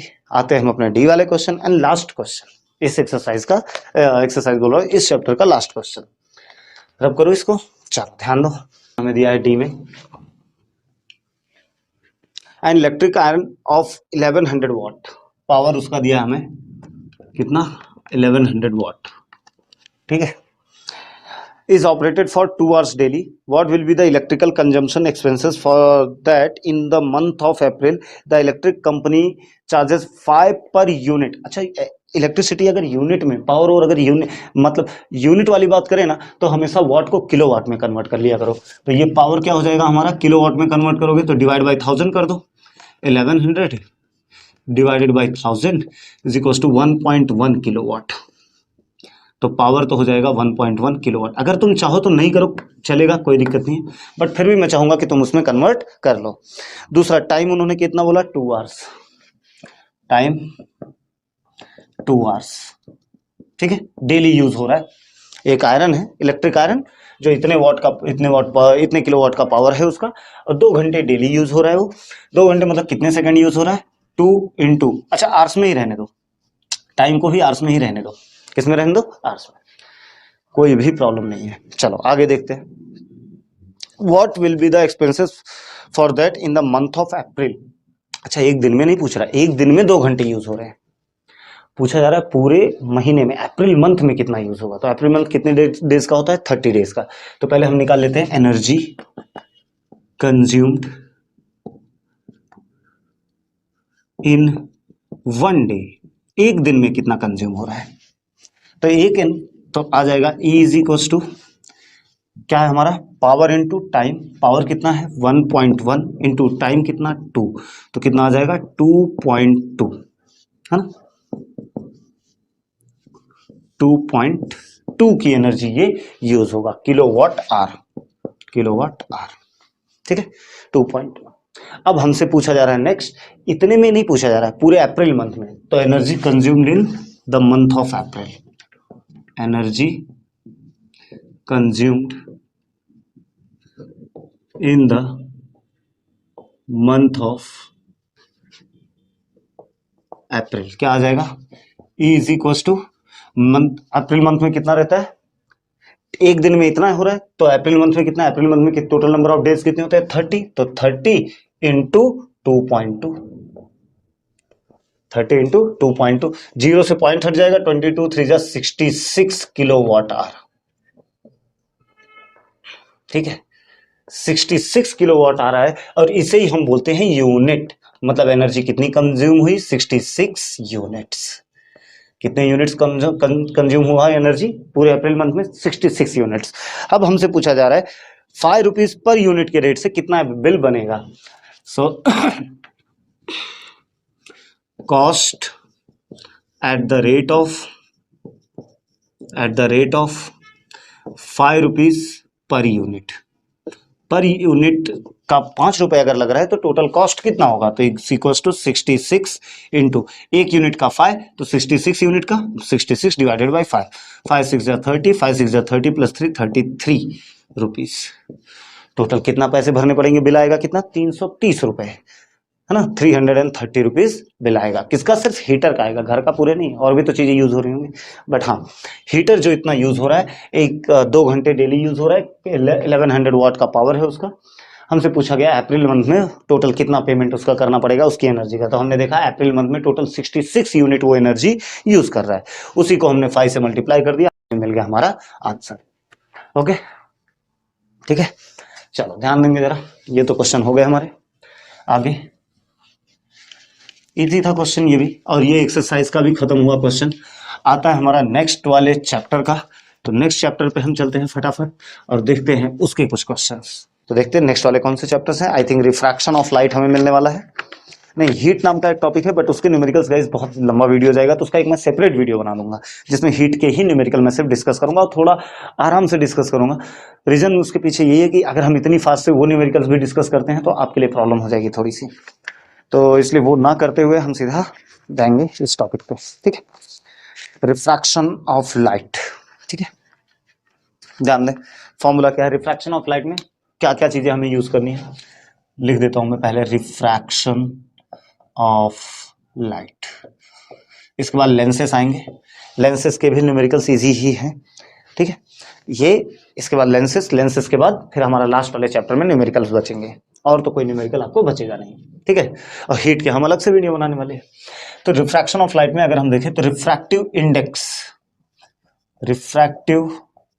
इंडेक्स, सबसे पहले इसका ही फॉर्मूला देखो, रिफ्रैक्टिव इंडेक्स क्या होता है, इसको n से रिप्रेजेंट करेंगे, और n के आगे मान लो यहाँ पे लिख रहा हूं मैं 2 और यहाँ 1, तो इसका मतलब क्या होगा, refractive index of second medium with respect to first medium, यहां रख के लिख के दिखाता हूं मैं, N21, इसका मतलब होगा refractive index of second medium with respect to first medium. अब देखो ये उनके लिए बिल्कुल बाउंस जा रहा होगा कि क्या सेकंड क्या फर्स्ट मीडियम, जिन्होंने वो चैप्टर को पढ़ा नहीं होगा, जिन्होंने चैप्टर पढ़ा है उनको बराबर पता है कि एक मीडियम मान लो ये फर्स्ट है, ये सेकंड मीडियम है, और लाइट यहां से एंटर करके यहां गई है ना, यहां से लाइट यहां एंटर करके गई है, तो refractive index of second medium with respect to first medium, इसे ही बोला जाएगा। और इसका फॉर्मूला आता है, मान लेते हैं इसमें लाइट की स्पीड v1 है, इसमें लाइट की स्पीड v2 है, तो refractive index of second medium with respect to first medium is v1 upon v2। ध्यान रहे फॉर्मूला कैसे याद रखोगे, v1 1/2 v1 अपॉन v2, पढ़ते time refractive index of second medium with respect to first medium, formula क्या होगा, v1 upon v2। दूसरा एक और फॉर्मूला है, इसी में अटैच कर रहा हूं मैं, is equals to n2 upon n1। याद रखेंगे बच्चों, ये एब्सोल्यूट, रुक जाओ, एब्सोल्यूट रिफ्रैक्टिव इंडेक्स है, ये भी एब्सोल्यूट रिफ्रैक्टिव इंडेक्स है। टेक्स्ट बुक में आपके दिया नहीं है, बट मैं अलग से दे रहा हूं आपको, क्वेश्चन सॉल्व करने में थोड़ी आसानी हो जाएगी, ठीक है। n12 N21। Refractive index of second medium with respect to first medium का फॉर्मूला V1 अपॉन V2 भी हो सकता है, या refractive index of second medium with respect to first medium का फॉर्मूला N2 अपॉन N1 भी हो। अब आप ये पूछ सकते हो सर N2 अपॉन N1 है क्या, तो ये refractive index of second medium है, ये refractive index of first medium है, but with respect to vacuum है, जिसकी ऑलरेडी हमें वैल्यू दी गई रहती है एग्जाम में। क्वेश्चन सॉल्व करेंगे आपको दिख जाएगा, इतना कुछ नहीं, जितना मैं बता रहा हूं उतना कुछ है नहीं क्वेश्चन में। एक एक करके काम करते हैं, क्वेश्चन ही डायरेक्ट उठाते हैं और देखते हैं क्या पूछा है उन्होंने। पहला question, if the speed of light in a medium is 1.5 into 10 to the power 8 metre per second. Speed of light in medium है 1.5 into 10 to the power, speed of light in medium है 1.5 into 10 to the power 8 metre per second. ठीक है, what is the absolute refractive index of the medium. हमें absolute refractive index of the medium पूछा जा रहा है, मतलब refractive index हमें पूछा जा रहा है, refractive index of medium with respect to vacuum हमसे पूछा जा रहा है। ठीक है, चलो स्टार्ट करते हैं। अच्छा, एक चीज याद रखना चाहिए, velocity of light in vacuum होता है 3 into 10 to the power 8 metre per second. ये आपको याद ही होना चाहिए, बिना इसके तो काम ही नहीं चलेगा ना। चल फॉर्मूला लगाते हैं, सोल्यूशन में चलते हैं। क्या है, refractive index of medium with respect to vacuum will be refractive velocity in vacuum upon velocity in medium. देखो जरा, यही वाला फॉर्मूला लगाया हूं मैं, 2 1 1 upon 2 mv v upon m। ठीक है, यही हमें फाइंड आउट करना है। तो इज इक्वल टू वेलोसिटी कितनी होती है 3 into 10 to the power 8 metre per second, और अगर हम इसकी बात करें तो 1.5 into 10 to the power 8 metre per second. Metre per second से metre per second cancel, 10 to the power 8 से 10 टू द पावर 8 कैंसिल, 1.5 1 जा 1.5 2 जा, मतलब आया मीडियम कितना आ जाएगा 2। आप बोलोगे सर यूनिट क्या है, तो यूनिट जब कैंसिल हो गया तो कोई यूनिट इसका नहीं है। तो refractive index of medium with respect to vacuum is what 2। यही है एब्सोल्यूट रिफ्रैक्टिव इंडेक्स। ठीक है, बस इतना ही था क्वेश्चन, कुछ था ही नहीं। ठीक है, चलो दूसरा भी डिस्कस कर लेते हैं, यहीं पे इरेज करूंगा, रब करूंगा, फिर डिस्कस करूंगा। 2 ही क्वेश्चन है इसमें, फटाफट यहीं पे कर लेते हैं। क्या दिया, if the absolute refractive indexes of the glass and water are 3/2 and 4/3। देखो जरा, रिफ्रैक्टिव इंडेक्स ऑफ ग्लास हमें दिया है 3/2, जरा ध्यान से देखेंगे, और रिफ्रैक्टिव इंडेक्स ऑफ वाटर हमें दिया है 4/3। हमसे क्या पूछा जा रहा है, what is the refractive index of glass with respect to water. हमसे पूछा जा रहा है refractive index of glass with respect to water, ये हमें फाइंड करना है। क्या करना है, refractive index of glass with respect to water. Solution में चलते हैं। क्या रिफ्रैक्टिव इंडेक्स पूछा है, दिया क्या है, रिफ्रैक्टिव इंडेक्स ही दिया है, तो मतलब ये वाला फॉर्मूला कहीं यूज कर सकते हैं। चलो लिखते हैं, refractive index of glass with respect to water. देख क्या होगा, यहाँ 1 है, यहाँ 1 है तो नीचे 1 होगा, यहाँ 2, जो इस साइड है वो नीचे, जो इस साइड है वो ऊपर। तो यहाँ देखो, ये G इस साइड है तो ये ऊपर होगा, मतलब refractive index of glass divided by refractive index of water. ठीक है, वैल्यूज पुट कर लेते हैं। रिफ्रैक्टिव इंडेक्स ऑफ ग्लास कितना है 3/2, रिफ्रैक्टिव इंडेक्स ऑफ वाटर कितना है 4/3। 3 चला जाएगा बच्चों ऊपर, 2 चला आएगा नीचे, तो आ जाएगा 3 into 3 divided by 4 into 2, answer is 9/8। देख लेते हैं, 9/8 ये हमारा आंसर हो गया। अब इस तरीके से इस चैप्टर के भी हमारे न्यूमेरिकल्स हुए खत्म। 2 ही न्यूमेरिकल्स थे, दोनों कंप्लीट हो गए। अच्छे से देख लो इनको, फिर हम चलते हैं नेक्स्ट वाले चैप्टर के न्यूमेरिकल्स पे, उसके भी न्यूमेरिकल्स हमें अच्छे लगेंगे आपको। लेंसेज के भी न्यूमेरिकल्स बच्चों अच्छे से करके जाना, इसके भी न्यूमेरिकल्स पूछे जाते हैं। ठीक है, तो पहले तो हम इसके फॉर्मूलाज देख लेते हैं। अगर आप आपके पास टेक्स्ट बुक है तो आपकी टेक्स्ट बुक में ये सारी चीजें आपको मिलनी चालू हो जाएंगी पेज नंबर 84 से। क्या दिया हमें, 1 लेंसेज का फॉर्मूला, पहले लेंस फॉर्मूला ही लिख लेते हैं।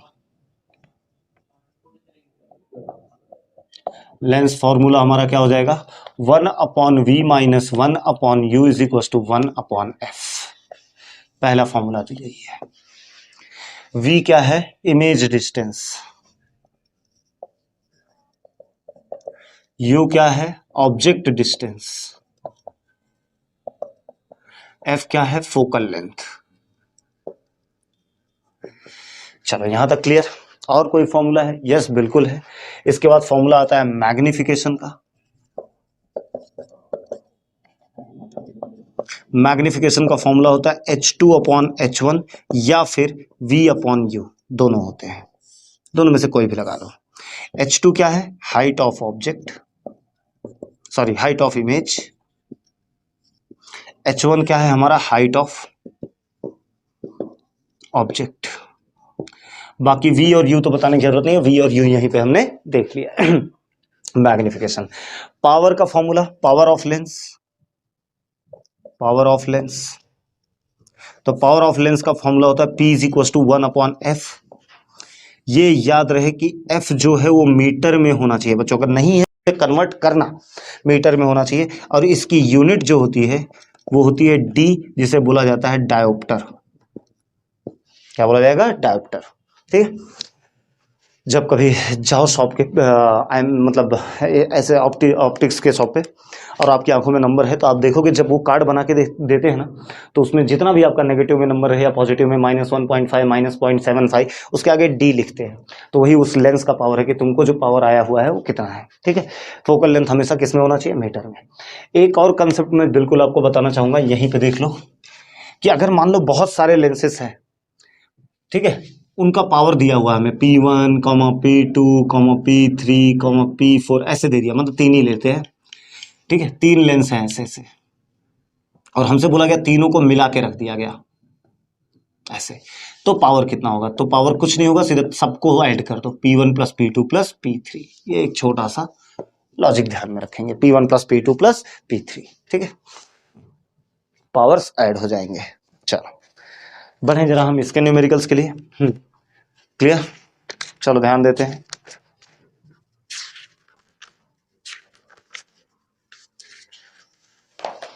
एक छोटा सा और पार्ट है जो मुझे बताना है आपको, वो भी देख लेते हैं। एक काम करता हूँ, इतनी सारी जगह मैं रखता हूँ कंसेप्ट के लिए ही, तो ही अच्छा होगा। देखो जरा, एक छोटी सी चीज और आपको पता होनी चाहिए। मान लो ये हमारे पास लेंस है, कौन सा, कॉन्वेक्स लेंस। एक तो हमारे पास कौन सा लेंस होता है, कॉन्वेक्स। यहां बनाता हूं, कौन सा लेंस, कॉन्वेक्स लेंस। ये हो जाएगा ऑप्टिकल सेंटर, ये मान लेते हैं हम सेंटर ऑफ कर्वेचर। ये हो गया हमारा फोकस, यहाँ पे हो गया हमारा नेक्स्ट वाला फोकस, ये भी हो गया हमारा सेंटर ऑफ कर्वेचर। ठीक है, ध्यान दो जरा, अगर लाइट रेज यहां से जा रही हैं सीधी, तो आपको पता है कि ये कहां से पास होती हैं, फोकस से। ठीक है, ऑब्जेक्ट ये रहा, और दूसरी रेज आती है कहाँ, ऑप्टिकल सेंटर से, जहां मिले वहां पे बना इमेज। यहां मिल गए, यहां बन गया इमेज, यहां मिल गया, यहां हमें क्या मिल गया, इमेज। ठीक है, अगर आप देखो तो यहाँ ये ध्यान में रखना, जो ऑब्जेक्ट है वो लेंस के किस साइड रखा है, लेफ्ट साइड। तो लेफ्ट साइड रखा है तो वो क्या होगा, यू क्या हो जाएगा, नेगेटिव। जो लिया मैंने ये चीजें ध्यान में रखो, U, V, F के लिए हम चेक करेंगे लेफ्ट एंड राइट। लेफ्ट मतलब नेगेटिव, राइट मतलब पॉजिटिव। और H1, H2 के लिए हम देखेंगे अप एंड डाउन। अप मतलब पॉजिटिव, डाउन मतलब नेगेटिव। बस ये दो चीजें ध्यान में रखो। ठीक है, तो अगर आप देखो तो यू ऑब्जेक्ट के लेंस के किस साइड रखा गया, लेफ्ट साइड, तो यू हमेशा क्या होगा, नेगेटिव। लेकिन इमेज की अगर हम बात करें तो इमेज कौन से साइड बना, ये रहा इमेज, तो इमेज, और ये रहा ऑब्जेक्ट। ठीक है, तो इमेज कौन से साइड बना है, लेंस के राइट साइड बना है, तो वो क्या होगा, पॉजिटिव। एफ की अगर हम बात करें तो कौन से एफ से पास हुआ है लाइट रे, राइट साइड वाले, ये वाले एफ से पास हुआ है, इसका कोई यूज हुआ नहीं, सीधा गया राइट वाले से पास हुआ। तो इससे अगर पास हुआ है तो वो भी क्या होगा, पॉजिटिव, राइट साइड है। यूवीएफ की कहानी हो गई। अब बच गया H1, H2। सो H1 अगर आप चेक करो तो हाइट, H1 H2 के लिए क्या देगा, क्या, अप एंड डाउन। तो प्रिंसिपल एक्सिस की क्या है, ऑब्जेक्ट ऊपर है, ऊपर है, ऊपर मतलब H1 हो जाएगा पॉजिटिव। H2 अगर हम देखें, ऑब्जेक्ट इमेज कहां बन रहा है, नीचे, तो वो क्या हो जाएगा, नेगेटिव। ठीक है, तो ये साइन कन्वेंशन थोड़ा सा हम ध्यान रखेंगे। आ जाता है हमारा कॉनकेव लेंस, दिखने में कुछ ऐसा, optical centre, centre of curvature, focus, focus, optical centre. मान लो लाइट रे यहां पे गई, तो हमें पता है ये किस टाइप का लेंस है, डाइवर्जिंग लेंस, तो ये तो लाइट को यहां भेज देगा, तो ये तो फोकस से पास नहीं होगा, मतलब अगर मैं खींचूं इसको तो ये पीछे वाले फोकस से पास हो सकता है कहीं यहां से। ठीक है, और दूसरी रे कैसे आती है हमारी, ऑप्टिकल सेंटर से, तो ये चली गई, कहाँ मिले, यहाँ मिले, तो यहाँ बना हमारा इमेज। ध्यान देना, ये सब थियरी पार्ट में है, ये सब, ये हमारा बना क्या, इमेज। ये हमारा क्या है, ऑब्जेक्ट। चलो फटाफट लिख देते हैं, यू वी और एफ, पहले इनके लिए देख देते हैं। ऑब्जेक्ट किस साइड है, लेंस के लेफ्ट साइड, तो वो नेगेटिव। इमेज किस साइड बना है इस बार, इमेज भी देखो यहाँ छोटा सा बना है, किधर, लेफ्ट साइड बना है, तो वो भी क्या होगा, नेगेटिव। एफ की अगर हम बात करें तो यहाँ पे ये वाला फोकस यूज हुआ या ये वाला, देखो तो ये वाला यहाँ से आया लाइट रे, यहाँ तो गया ही नहीं, तो वो भी क्या हो जाएगा, नेगेटिव। H1 और H2 की बात करें तो देखो हाइट ऑफ, अगर हम H1 ऑब्जेक्ट की बात करें तो ऑब्जेक्ट भी प्रिंसिपल एक्सिस के ऊपर है तो पॉजिटिव, इमेज भी ऊपर ही है तो वो भी पॉजिटिव। ये अच्छी बात है कि यहाँ ये तीनों नेगेटिव, बाकी दोनों पॉजिटिव हो जाएंगे। क्लियर, कुछ डाउट नहीं ना? इतने कंसेप्ट आपको आने चाहिए, फिर हम क्वेश्चन सॉल्व कर सकते हैं। जैसे हम स्टार्ट करते हैं ए, फर्स्ट वन क्या दिया हमें, देखो फर्स्ट वन में doctor has prescribed a lens having power 1.5D, power कितना है, 1.5D, ठीक है।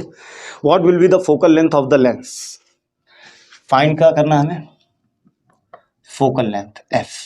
चल पावर और फोकल लेंथ का रिलेशन ये रहा, तो P is equal to, solution में चलते हैं डायरेक्ट सॉल्व करते हैं, और क्या, P is equal to 1/f, f निकालना है तो f is equal to 1/p, so 1/p की वैल्यू कितनी आई, 1.5। इसको अगर डिवाइड करोगे तो कितना आ जाएगा, पॉइंट हटाओ तो उधर जीरो बढ़ा दो, 10/15 आ जाएगा, 0.10 और बढ़ेगा, 6 जा 0.66 मीटर हो जाएगा इसका फोकल लेंथ। डिवाइड कर लेना, तो मैं एक बार चेक कर लेता हूँ, 0.66, हाँ उसी को 67 इन्होंने लिख दिया, कोई दिक्कत नहीं। दूसरा, अब मेन बात है इन्होंने क्वेश्चन में ये भी पूछा what must be the defect of vision, इसमें डिफेक्ट ऑफ विजन क्या है, तो याद रखना अगर पावर पॉजिटिव है तो फार साइटेडनेस है, क्या है, फार साइटेडनेस। अगर पावर पॉजिटिव है तो वो कौन सा है हमारा, फार साइटेडनेस, ध्यान में रखें। तो डिफेक्ट क्या है, फार साइटेडनेस, ठीक है। ओके चलो ए हो गया, बी की हम बात करते हैं, या फिर इसे इरेज कर देता हूं, क्या पता क्वेश्चन अच्छा मिल जाए तो फिर जगह ज्यादा ले लेगा। तो यहां तक क्लियर हुआ, ये तो बहुत इजी था क्वेश्चन, फर्स्ट वन में तो कुछ था ही नहीं। दूसरा देखो क्या दिया है, फर्स्ट वन तो बहुत ही इजी हो गया। दूसरा, 5 centimetre high object is placed at a distance of 25 centimetre from a converging lens, converging lens मतलब कौन सा, ये वाले लेंस की बात चल रही है, सब हम ध्यान में देंगे। 5 सेंटीमीटर हाई ऑब्जेक्ट, हाई मतलब H1 दिया हुआ है बी का, 5 सेंटीमीटर, ठीक है। दूसरा, is placed at a distance of 25 centimetre, object रखा गया है 25 सेंटीमीटर पे, मतलब ऑब्जेक्ट डिस्टेंस दिया है कितना, 25 सेंटीमीटर। देख लो कन्वर्जिंग लेंस ये होता है, इसमें यू क्या होता है, नेगेटिव, तो आगे माइनस साइन लगा दो, ये ध्यान में रहना चाहिए। ये अगर साइन कन्वेंशन आपने गलत लिखा ना तो क्वेश्चन आप भले कितना भी करेक्ट लिखो तो दिक्कत हो जाएगी, मार्क्स नहीं मिलेंगे आपको। Focal length, converging lens, focal length 10 centimetre, इसका फोकल लेंथ दिया है हमें 10 सेंटीमीटर। अगर आप यहाँ पे फोकल लेंथ देखो तो ये पॉजिटिव होता है, तो इसे पॉजिटिव ही रहने दो, ठीक है। फिर बोला determine the position, size and type of the image, position भी बताना है, साइज भी बताना है, टाइप ऑफ द इमेज भी हमें बताना है। कर चलो स्टार्ट करते हैं सोल्यूशन में। एफ दिया है, यू दिया है, पहले तो हम यही वाला फॉर्मूला लगा लेते हैं, है ना। तो क्या हो जाएगा, 1/v minus 1/u is equal to 1/f, तो 1/v is equal to 1/f, ये उधर जाके प्लस हो जाएगा 1/u, ठीक है। निकालते हैं values, 1/v is equal to 1/f, f कितना है 10 प्लस 1/u कितना है -25, तो हो जाएगा 1/10 प्लस माइनस मिलके -1/25। इनका एलसीएम लेंगे तो कितना आ जाएगा, इन दोनों का एलसीएम 50 आएगा, 10 5 जा 55 -2 कितना हो जाएगा 3/50। ये हमें मिला 1/v, बट हमें 1/v चाहिए या v चाहिए, v चाहिए, तो हम क्या करते हैं सबका इन दोनों को का इन्वर्टेंडो लगा देते हैं, तो क्या हो जाएगा, पलट के रख देते हैं, तो v इज इक्वल टू कितना हो जाएगा 50/3, डिवाइड अगर करें तो 3 1 जा 3, 2 0 3 6 जा 18.36 जा, तो v इज इक्वल टू हम लिख सकते हैं 16.67 सेंटीमीटर, इतनी दूर बना है। पहला तो ये क्लियर हो गया। और क्या पूछा उन्होंने, बोला फोकल लेंथ कन्वर्जन, हाँ फाइंड द पोजीशन, साइज पूछा गया है, साइज पूछा गया मतलब हमसे क्या पूछा जा रहा है कि height of the image, height of the image पूछा जा रहा है कि कितना होगा। तो हमें पता है कि हाइट ऑफ द इमेज का फॉर्मूला क्या होता है, यहाँ पर से देखो ये वाला रिलेशन यूज कर ले, H2/H1 is equal to V/U। हम लिख सकते हैं H2/H1 is equal to V/U। H2 हमें पूछा गया है, H1 हमें पता है कितना है, कहाँ गया, 5 सेंटीमीटर। V की अगर हम बात करें तो V हमारा कितना आया है 50/3। आप बोलोगे सर पॉइंट वाला क्यों नहीं लिख रहे, कैलकुलेशन टफ हो जाएगा इसलिए मैं यही डिवीजन वाला ही लिख लेता हूँ 50/3। और U की हम अगर बात करें तो कितना है -25। चलो देख लेते हैं, H2/5 is equal to minus, ये 3 नीचे आ जाएगा तो आ जाएगा 50/3 इंटू 25, 3 इंटू 25, 25 1 जा, 25 2 जा, 5 2 जा 10 हो जाएगा। तो H2 इज इक्वल टू 5 उधर चलेगा -10/3, कैंसिल करेंगे तो आ जाएगा 3.33 सेंटीमीटर। माइनस में आ रहा है बच्चों, इस माइनस को लेके आपके टेक्स्ट बुक में माइनस में आंसर नहीं है, बट इस माइनस को लेके कंफ्यूज मत होना। ये माइनस इंडिकेट ये कर रहा है कि प्रिंसिपल एक्सिस के नीचे ऐसा बना है ऑब्जेक्ट, प्रिंसिपल एक्सिस के नीचे। अब सिंपल से दिख रहा है प्रिंसिपल एक्सिस के नीचे है इसलिए नेगेटिव साइन। हमने यहाँ लिखा है ना डाउन के लिए क्या, नेगेटिव। अपने आप देखो H2 मेरा क्या है, नेगेटिव आया। तो आपकी टेक्स्ट बुक साइन यूज नहीं की है बस। और क्या पूछा इन्होंने कि इमेज कैसा बना। सच में देखो लाइट रेस सच में जाके अगर मीट कर जाए तो उसे रियल इमेज बोलते हैं। तो यहाँ सच में मीट की है तो इमेज कैसा है, रियल इमेज। और इस तरीके से बच्चों हमारा दूसरा क्वेश्चन भी इसका हो गया समाप्त। सिंपल क्वेश्चन था, एक फॉर्मूला लगाया, दूसरा फॉर्मूला लगाया, आंसर मिल गया। चले नेक्स्ट फॉर्मूला के लिए मतलब नेक्स्ट क्वेश्चन के लिए, third one. 3 lenses having power, 3 lenses है, एक का पावर है 2D, एक लेंस है जिसका पावर है 2.5D, एक लेंस है जिसका पावर है 1.7D। हमसे पूछा जा रहा है कि आर केप्ट टचिंग इन अ रो, इनको रखा गया है एक साथ टच करवा के। तो हमसे ये पूछा जा रहा है कि टोटल पावर कितना होगा, मतलब टोटल पावर पूछा जा रहा है। तो हमें पता है PT इज इक्वल टू क्या हो जाएगा, P1 plus P2 plus P3, मतलब ऐड करें 2 प्लस 2.5 प्लस 1.7 कितना हो जाएगा, 7 प्लस 5 12, कैरी आया 1, 2 प्लस 1 3 प्लस 2 5 प्लस 1 6, 6.2। हाँ सही है, टोटल पावर कितना आ गया 6.2D। चेक कर लेता हूं मैं एक बार, हाँ करेक्ट है। ठीक है, तो ये तो बहुत ही हलवा क्वेश्चन हो गया, इसमें तो क्या ही था, कुछ नहीं था। ठीक है, चलते हैं हम 4th वन क्वेश्चन पे और इसी एक्सरसाइज का, ये इस चैप्टर का ये लास्ट क्वेश्चन है। इसके बाद एक चैप्टर और बच जाता है, लास्ट वाला चैप्टर, उसका न्यूमेरिकल मैं इसी वीडियो में करूंगा। और जो हीट के न्यूमेरिकल्स हैं उसके न्यूमेरिकल्स अगर मैं बताऊंगा तो मुझे ऐसा लगता है आराम से 40-45 मिनट का उसका एक अलग सा वीडियो बनाना पड़ेगा मुझे, तो मैं अलग से बना दूंगा। ठीक है, ओके चलो रब किया जाए।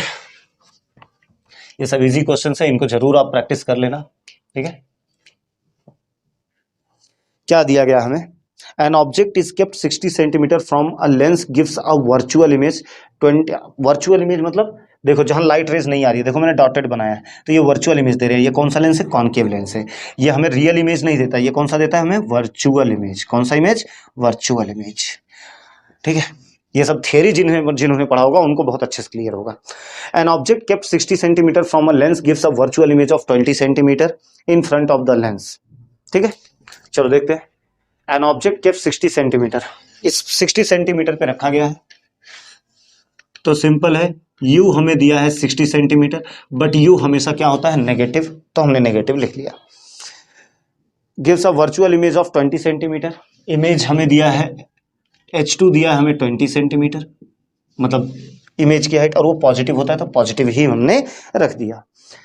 In front of the lens, what is the focal length of the lens, हमें बोला जा रहा है कि फोकल लेंथ क्या है लेंस का। दूसरा हमसे it is it a converging lens और डाइवर्जिंग लेंस, ये कन्वर्जिंग है या फिर डाइवर्जिंग लेंस है। ये दो चीजें हमसे बताई जा रही हैं, पूछी जा रही हैं। U दिया है, H2 दिया है हमें, ठीक है, U दिया है, H2 दिया है हमें, और वो हमें 20 सेंटीमीटर है। ये हमें बताया गया कि H2 की वैल्यू 20 सेंटीमीटर है, -60 सेंटीमीटर हमें U दिया हुआ है। हमसे पूछा गया कि फोकल लेंथ कितना होगा। क्या पूछा गया? फोकल लेंथ कितना होगा। ठीक है, चलो फटाफट देख लेते हैं। एक बार क्वेश्चन में फिर से रीड कर लेता हूँ, कुछ गलत तो नहीं हो रहा है। An object kept 60 centimetre from a lens gives a virtual image 20 centimetre in front of the lens. अच्छा नहीं, ये वी दिया है बच्चों हमें। क्या दिया हमें? वी दिया है। तो ध्यान रहे, देखो यही सब चीजें होती है। मुझे लगा ये हमें इमेज का साइज दिया है, बट इमेज का साइज नहीं, उसके आगे देखो अच्छे से लिखा है इन्होंने 20 centimetre in front of the lens. Lens के सामने 20 सेंटीमीटर पे इमेज बनाया, तो मतलब हमें डिस्टेंस दिया है वो। और वी भी इसका क्या होता है? नेगेटिव, तो इसे भी माइनस में ही रख लेते हैं। और हमसे पूछा गया है फोकल लेंथ। फोकल लेंथ पूछा गया तो फटाफट निकाल लेते हैं। चलो सॉल्यूशन में चलते हैं। फॉर्मूला क्या है? यू वी एफ वाला फॉर्मूला ये रहा ऊपर वाला। 1/v-1/u is equal to 1/f। हमें f निकालना है तो वैल्यूज पुट कर देते हैं डायरेक्ट। v की वैल्यू -20 -1/u की value -60 is equal to 1/f। Minus minus मिलके बच्चों क्या हो जाएगा? प्लस। तो इसको मैं आगे लिख लेता हूँ, इसको पीछे, तो आ जाएगा 1/60 -1/20 इज इक्वल टू 1/f। इसका एलसीएम एलसीएम लेंगे अगर हम 60 और 20 का, तो कितना हो जाएगा? 60, इसका एलसीएम ही आ जाएगा 1 -23 इज इक्वल टू 1/f। जरा इधर देखते हैं, 1 -3 -2 upon 60 is equal to 1/f। ठीक है, बट हमें 1/f तो चाहिए नहीं, f चाहिए, तो हम इसको पलट देते हैं, तो क्या आ जाएगा? f इज इक्वल टू 60/2, वो भी माइनस में, 2 1 जा 2, 30 जा, तो फोकल लेंथ -30 सेंटीमीटर आया। माइनस साइन क्या इंडिकेट कर रहा है बच्चों?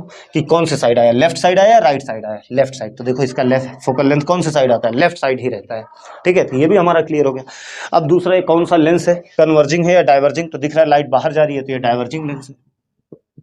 Diverging lens. और कुछ पूछा है इन्होंने? हाँ, बस इतना ही पूछा था। तो इस तरीके से हमारा ये क्वेश्चन भी हुआ खत्म, और इस चैप्टर के भी न्यूमेरिकल्स हुए हमारे कंप्लीट। स्टार्ट करते हैं हम अपने नया लास्ट वाले चैप्टर का के न्यूमेरिकल्स। जो लास्ट वाला चैप्टर है हमारा, उसमें टोटल 3 न्यूमेरिकल है। अच्छे न्यूमेरिकल्स हैं, इजी हैं, अगर आप ढंग से समझो। उन्हीं क्वेश्चंस को बहुत लेंदी भी सॉल्व किया जा सकता है, बहुत छोटे में भी किया जा सकता है, तो डिपेंड करता है कि आपका कंसेप्ट कितना क्लियर है। तो खैर थियरी पार्ट पे तो अगेन हम जान ही रहे हैं, हम पूरा न्यूमेरिकल पे ही चल रहे हैं, तो जितना हो सकता है उतनी सारी चीजें मैं यहाँ पे क्लियर कर देता हूँ। बाकी हम स्टार्ट करते हैं हमारे टॉपिक को। ठीक है, तो स्पेस मिशन क्या क्या फॉर्मूले की जरूरत इसमें पड़ने वाली है? तो सबसे पहले तो इसमें फॉर्मूले की जरूरत पड़ने वाली है, फर्स्ट वन, वो है क्रिटिकल वेलोसिटी, क्रिटिकल स्पीड, मतलब वी इसका फॉर्मूला होता है √GM/R+H। R+H, GM/R+H, ये होता है। ठीक है, दूसरा एस्केप वेलोसिटी की जरूरत पड़ेगी। एस्केप वेलोसिटी का फॉर्मूला होता है √ सेम फॉर्मूला, बस 2GM आ जाएगा और नीचे R+H की जगह R आता है। ठीक है, एस्केप वेलोसिटी बच्चों ये ध्यान रखना, ये वैल्यू ये वैल्यू ये वैल्यू ये सब के सब कांस्टेंट है। तो कांस्टेंट है तो पूरा आंसर ही कांस्टेंट होता है, जो आंसर होता है हमारा 11.2 किलोमीटर पर सेकंड। ठीक है, ये भी ध्यान में रहे। दो फॉर्मूलाज हो गए हमारे। तीसरा, केपलर का थर्ड लॉ याद होना चाहिए। थर्ड लॉ क्या है? T² is directly proportional to R का क्यूब। मतलब हम ये बोल सकते हैं कि T1²/T2² is equal to R1³ divided by R2³। ये भी आपको ध्यान में रहना चाहिए। एक फॉर्मूला और बच गया जो इंपॉर्टेंट है, वो भी आपको पता होना चाहिए। जैसे मान लेते हैं, पहले डायग्राम समझ लेते हैं। मान लेते हैं हमारे पास ये अर्थ है, इसका ये रेडियस R है, इससे h हाइट पे मैं एक सैटेलाइट है कोई, जिसको मैं सर्कुलर मोशन करवा, एक सैटेलाइट है जो अर्थ के अराउंड क्या कर रहा है? गोल गोल घूम रहा है। तो एक राउंड घूमने में वो कितना कितना टाइम लेगा? अगर वो टाइम हमें निकालना हो तो उस टाइम का फॉर्मूला होता है 2t इज इक्वल टू, अगर आप देखो आपके टेक्स्ट बुक में भी ये सारी चीजें दी हुई है, इसी टेक्स्ट बुक में दी हुई है, आप ढंग से देखना बस खाली वहां पे जाके। तो इसका फॉर्मूला होता है t is equal to 2πr+h divided by VC। ध्यान दें, T is equal to 2πr+h divided by VC। Clear? इतनी चीज़ें आपको पता होनी चाहिए। अगर इतना पता है तो फिर हम आगे के क्वेश्चन सॉल्व कर सकते हैं। एक बार फटाफट पढ़ लें। क्रिटिकल स्पीड कितनी है? V C is equal to under root G M by R plus H. Escape velocity V is equal to under root 2 G M by R, जिसकी वैल्यू भी हमें पता होनी चाहिए 11.2 किलोमीटर पर सेकेंड। फिर T square is directly proportional to R cube, Kepler का third law जो आप पहले फर्स्ट चैप्टर में ही पढ़े हो, उसी को हमने रेशियो में कन्वर्ट कर दिया। T one square upon T two square can be written as R one cube upon R two cube. अगर किसी हाइट पे कोई प्लैनेट कोई सैटेलाइट घूम रहा है, सर्कुलर मोशन कर रहा है, तो उसका टाइम पीरियड होता है 2 pi R plus H divided by V C. तो अब एक काम करते हैं, हम फटाफट स्टार्ट करते हैं हमारे क्वेश्चन नंबर 1 से। क्या दिया है? If mass of a planet is 8 times mass of earth. First वाला देखो, मास of planet is 8 time mass of अर्थ, ठीक है, mass of earth, and its radius is twice the radius of the earth. Radius of planet is 2 times radius of earth, ये भी दे दिया। What will be the escape velocity for that planet. उस planet के लिए escape velocity क्या होगा? V E for planet, ये हमसे पूछा गया है, ठीक है। चलो ध्यान देते हैं। So escape velocity for planet formula क्या हो जाएगा? अंडर रूट, फॉर्मूला ये रहा एस्केप वेलोसिटी का, कहाँ गया, ये रहा, 2 G mass of planet divided by radius of planet. जैसा ऐसा था सब लिख दिया। प्लैनेट का बोला गया तो प्लैनेट का लिखा मैंने। फॉर्मूले में अप्लाई करते हैं तो क्या हो जाएगा? 2g into mass of planet. Mass of planet कितना दिया है? 8 into mass of earth divided by 2 into radius of earth. 2 1 जा 2, 2 4 जा 8। मैं 2 को अंदर ही रखता हूँ, 4 का सिर्फ स्क्वायर रूट लेके बाहर ले लेता हूँ, तो 2 इंटू अंडर रूट, देखो क्या बचेगा, 2gme divided by R E. ये क्या अर्थ का एस्केप वेलोसिटी हो गया, और अर्थ की एस्केप वेलोसिटी ऑलरेडी हमने निकाल के रखी हुई है, मतलब 2 इंटू वी ई बच्चों, और 2 इंटू वी ई की वैल्यू कितनी है? 11.2। तो आप फाइनल आंसर हमारा आ जाएगा कितना, कि velocity of escape velocity for planet is 2 into 11.2 करोगे कितना आ जाएगा? 22/0.4 किलोमीटर पर सेकेंड। मिल गया आंसर, है ना। तो ये वैल्यू आपको याद रखनी पड़ेगी, एस्केप वेलोसिटी कितनी होती है अर्थ की। बाकी तो जैसा उन्होंने बोला वैल्यू पुट किया, सॉल्व कर दिया। मुझे नहीं लगता इसमें कुछ टफ वाला टॉपिक था, ठीक है। चलते हैं नेक्स्ट वाले क्वेश्चन पे, सेकंड वाला बी। रब करो इसको। बी देखो हमें क्या दिया है। How much time a satellite in an orbit at height 35780 kilometre above earth surface would take if the mass of the earth would have been 4 times its original mass। Time के बारे में पूछा गया है, ठीक है। सो टी का formula हमारे पास है 2 pi R plus H divided by V C, ठीक है। जरा देखते हैं वी सी का थोड़ा सा फॉर्मूला, हम फॉर्मूला लिख के हम देखते हैं। T is equal to 2 pi R plus H divided by V C होता है हमारा under root G M by R plus H, ठीक है। अब जरा क्वेश्चन पे ध्यान देते हैं, उसके बाद देखते हैं। थोड़ा यहीं से ध्यान देना, क्या बोला गया? How much time a satellite in an orbit of height 35780, मतलब आर प्लस एच दोनों का सेम है, ठीक है, सेम है height above the earth surface would take if the mass of earth would have been 4 times its original mass। सिर्फ मास बदला है, बाकी सब सेम है। तो मतलब हम बोल सकते हैं कि so t is proportional to m, देखो नीचे अपॉन में, प्रोपोर्शनल टू अंडर रूट में m। समझा? बहुत अलग काम नहीं किया हूं, रूट में था इसलिए रूट में m लिखा, और ये सब कांस्टेंट है, तो हमने बोला t डायरेक्टली किस पे डिपेंड कर रहा है? रूट m पे। तो हम क्या लिख सकते हैं इसको, जरा देखो, t1 अपॉन t2, ठीक है, is proportional to 1 upon under root m1 को अगर लिखना चाहो तो ऐसा लिख सकते हो, देखो जरा, 1 अंडर रूट, नीचे कितना, नीचे लिखना m1, ऊपर लिख देना m2, इक्वल टू का साइन देके m2 अपॉन m1। क्लियर? चाहिए तुम एक ही रूट में सबको लिख दो, क्या? m2 upon m1। आपके मन में एक क्वेश्चन भले आ सकता है कि सर यहाँ 1/2 था, यहाँ भी 1/2, तो यहाँ 1/2 फिर 2/1 क्यों? क्योंकि इनवर्सली प्रोपोर्शनल है। डायरेक्टली प्रोपोर्शनल रहेगा तो जैसा है वैसा, इनवर्सली रहेगा तो पलट के आएगा, ठीक है। So t1 upon t2 is equals to under root m2 हाँ, अब हमें गिवन में कुछ दिया था, गिवन में क्या दिया था हमें, if the mass is m2 हमें दिया हुआ है 4 टाइम्स m1, यही है ना, 4 टाइम्स ओरिजिनल मास m1, तो डाल देते हैं m2 कितना हमारा 4m1 divided by m1, m1 से m1 क्या हो गया कैंसिल, m1 से m1 कैंसिल, बचा √4, so t1 is equal to t1 upon t2 is equal to √4 की वैल्यू कितनी आती है 2, है ना, क्लियर है। तो t2 हमें पूछा गया है, तो t2 is equal to t1 upon 2, we know that. अब यहाँ पे आपके नॉलेज की बात आ गई कि जरा बताओ जो इतनी हाइट पे 35780 हाइट पे जो सैटेलाइट्स चलती हैं उनका टाइम पीरियड कितना होता है 24 आवर्स, मतलब t1 कितना है 24 आवर्स, तो t2 कितना हो जाएगा t2 is equal to 24 divided by 2, cancel किया तो 12 आवर्स, 12 घंटे लगेंगे। कितने घंटे 12 घंटे, 12 घंटे में वो सैटेलाइट घूम जाएगा अपने प्लैनेट के अराउंड, अगर अर्थ का मास उससे 4 टाइम उसके जितना है उससे 4 टाइम्स ज्यादा हो जाए तो ये छोटा सा क्वेश्चन था, समझ, थोड़ा सा रिलेशन बनाया मैंने, फॉर्मूला खुद से क्रिएट किया। मास के बारे में उन्होंने बोला था कि जो m2 है वो 4m1 है ना, तो उसके m2 की जगह 4m1 डाला, m1 कैंसिल, √4 की वैल्यू हमें पता है 2, t2 निकालना था तो t2 को उधर ले लिया, 2 को इधर भेज दिया, तो t1 upon 2 is equal to t2 आ जाएगा, t1 हमें पता है कितना है 24 आवर्स, पुट किया वैल्यू, सॉल्व किया, आंसर मिल गया। फिर हमसे पूछा गया है नेक्स्ट क्वेश्चन नंबर सी, देखो हमें दिया है कितना है वो भी हम देखते हैं, चलो अब किया जाए इसको।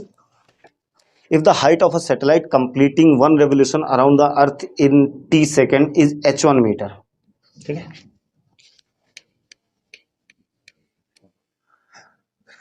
height of the satellite completing 1 revolution around the earth in t second is h1, then what would be the height of the satellite taking 2 √2 t second for 1 level, मतलब हमें देखा जाए तो इन्होंने t1 दिया हमें t सेकेंड, t2 हमें दिया इन्होंने 2 √2 t सेकेंड, है ना, इतना। हाँ, पहले वाले के लिए इन्होंने बोला, पहले वाला डिस्टेंस जो हमें दिया गया, जो डिस्टेंस के बारे में इन्होंने बात किया r1, तो मैं r1 ले लेता हूं, r1 इन्होंने दिया r प्लस h1 और r2 हमें दिया r प्लस h2, यही बोले, मान लेते हैं।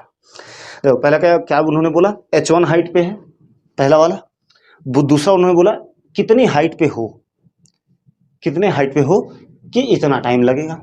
खैर जरा देखो ये रिलेशन किसका है, t और r का, ये दिख रहा है t और r का रिलेशन, तो यहीं से हम निकाल सकते हैं, सॉल्व करना स्टार्ट करते हैं। क्या हो जाएगा t1 square upon t2 square is equal to r1 cube upon r2 cube, ठीक है।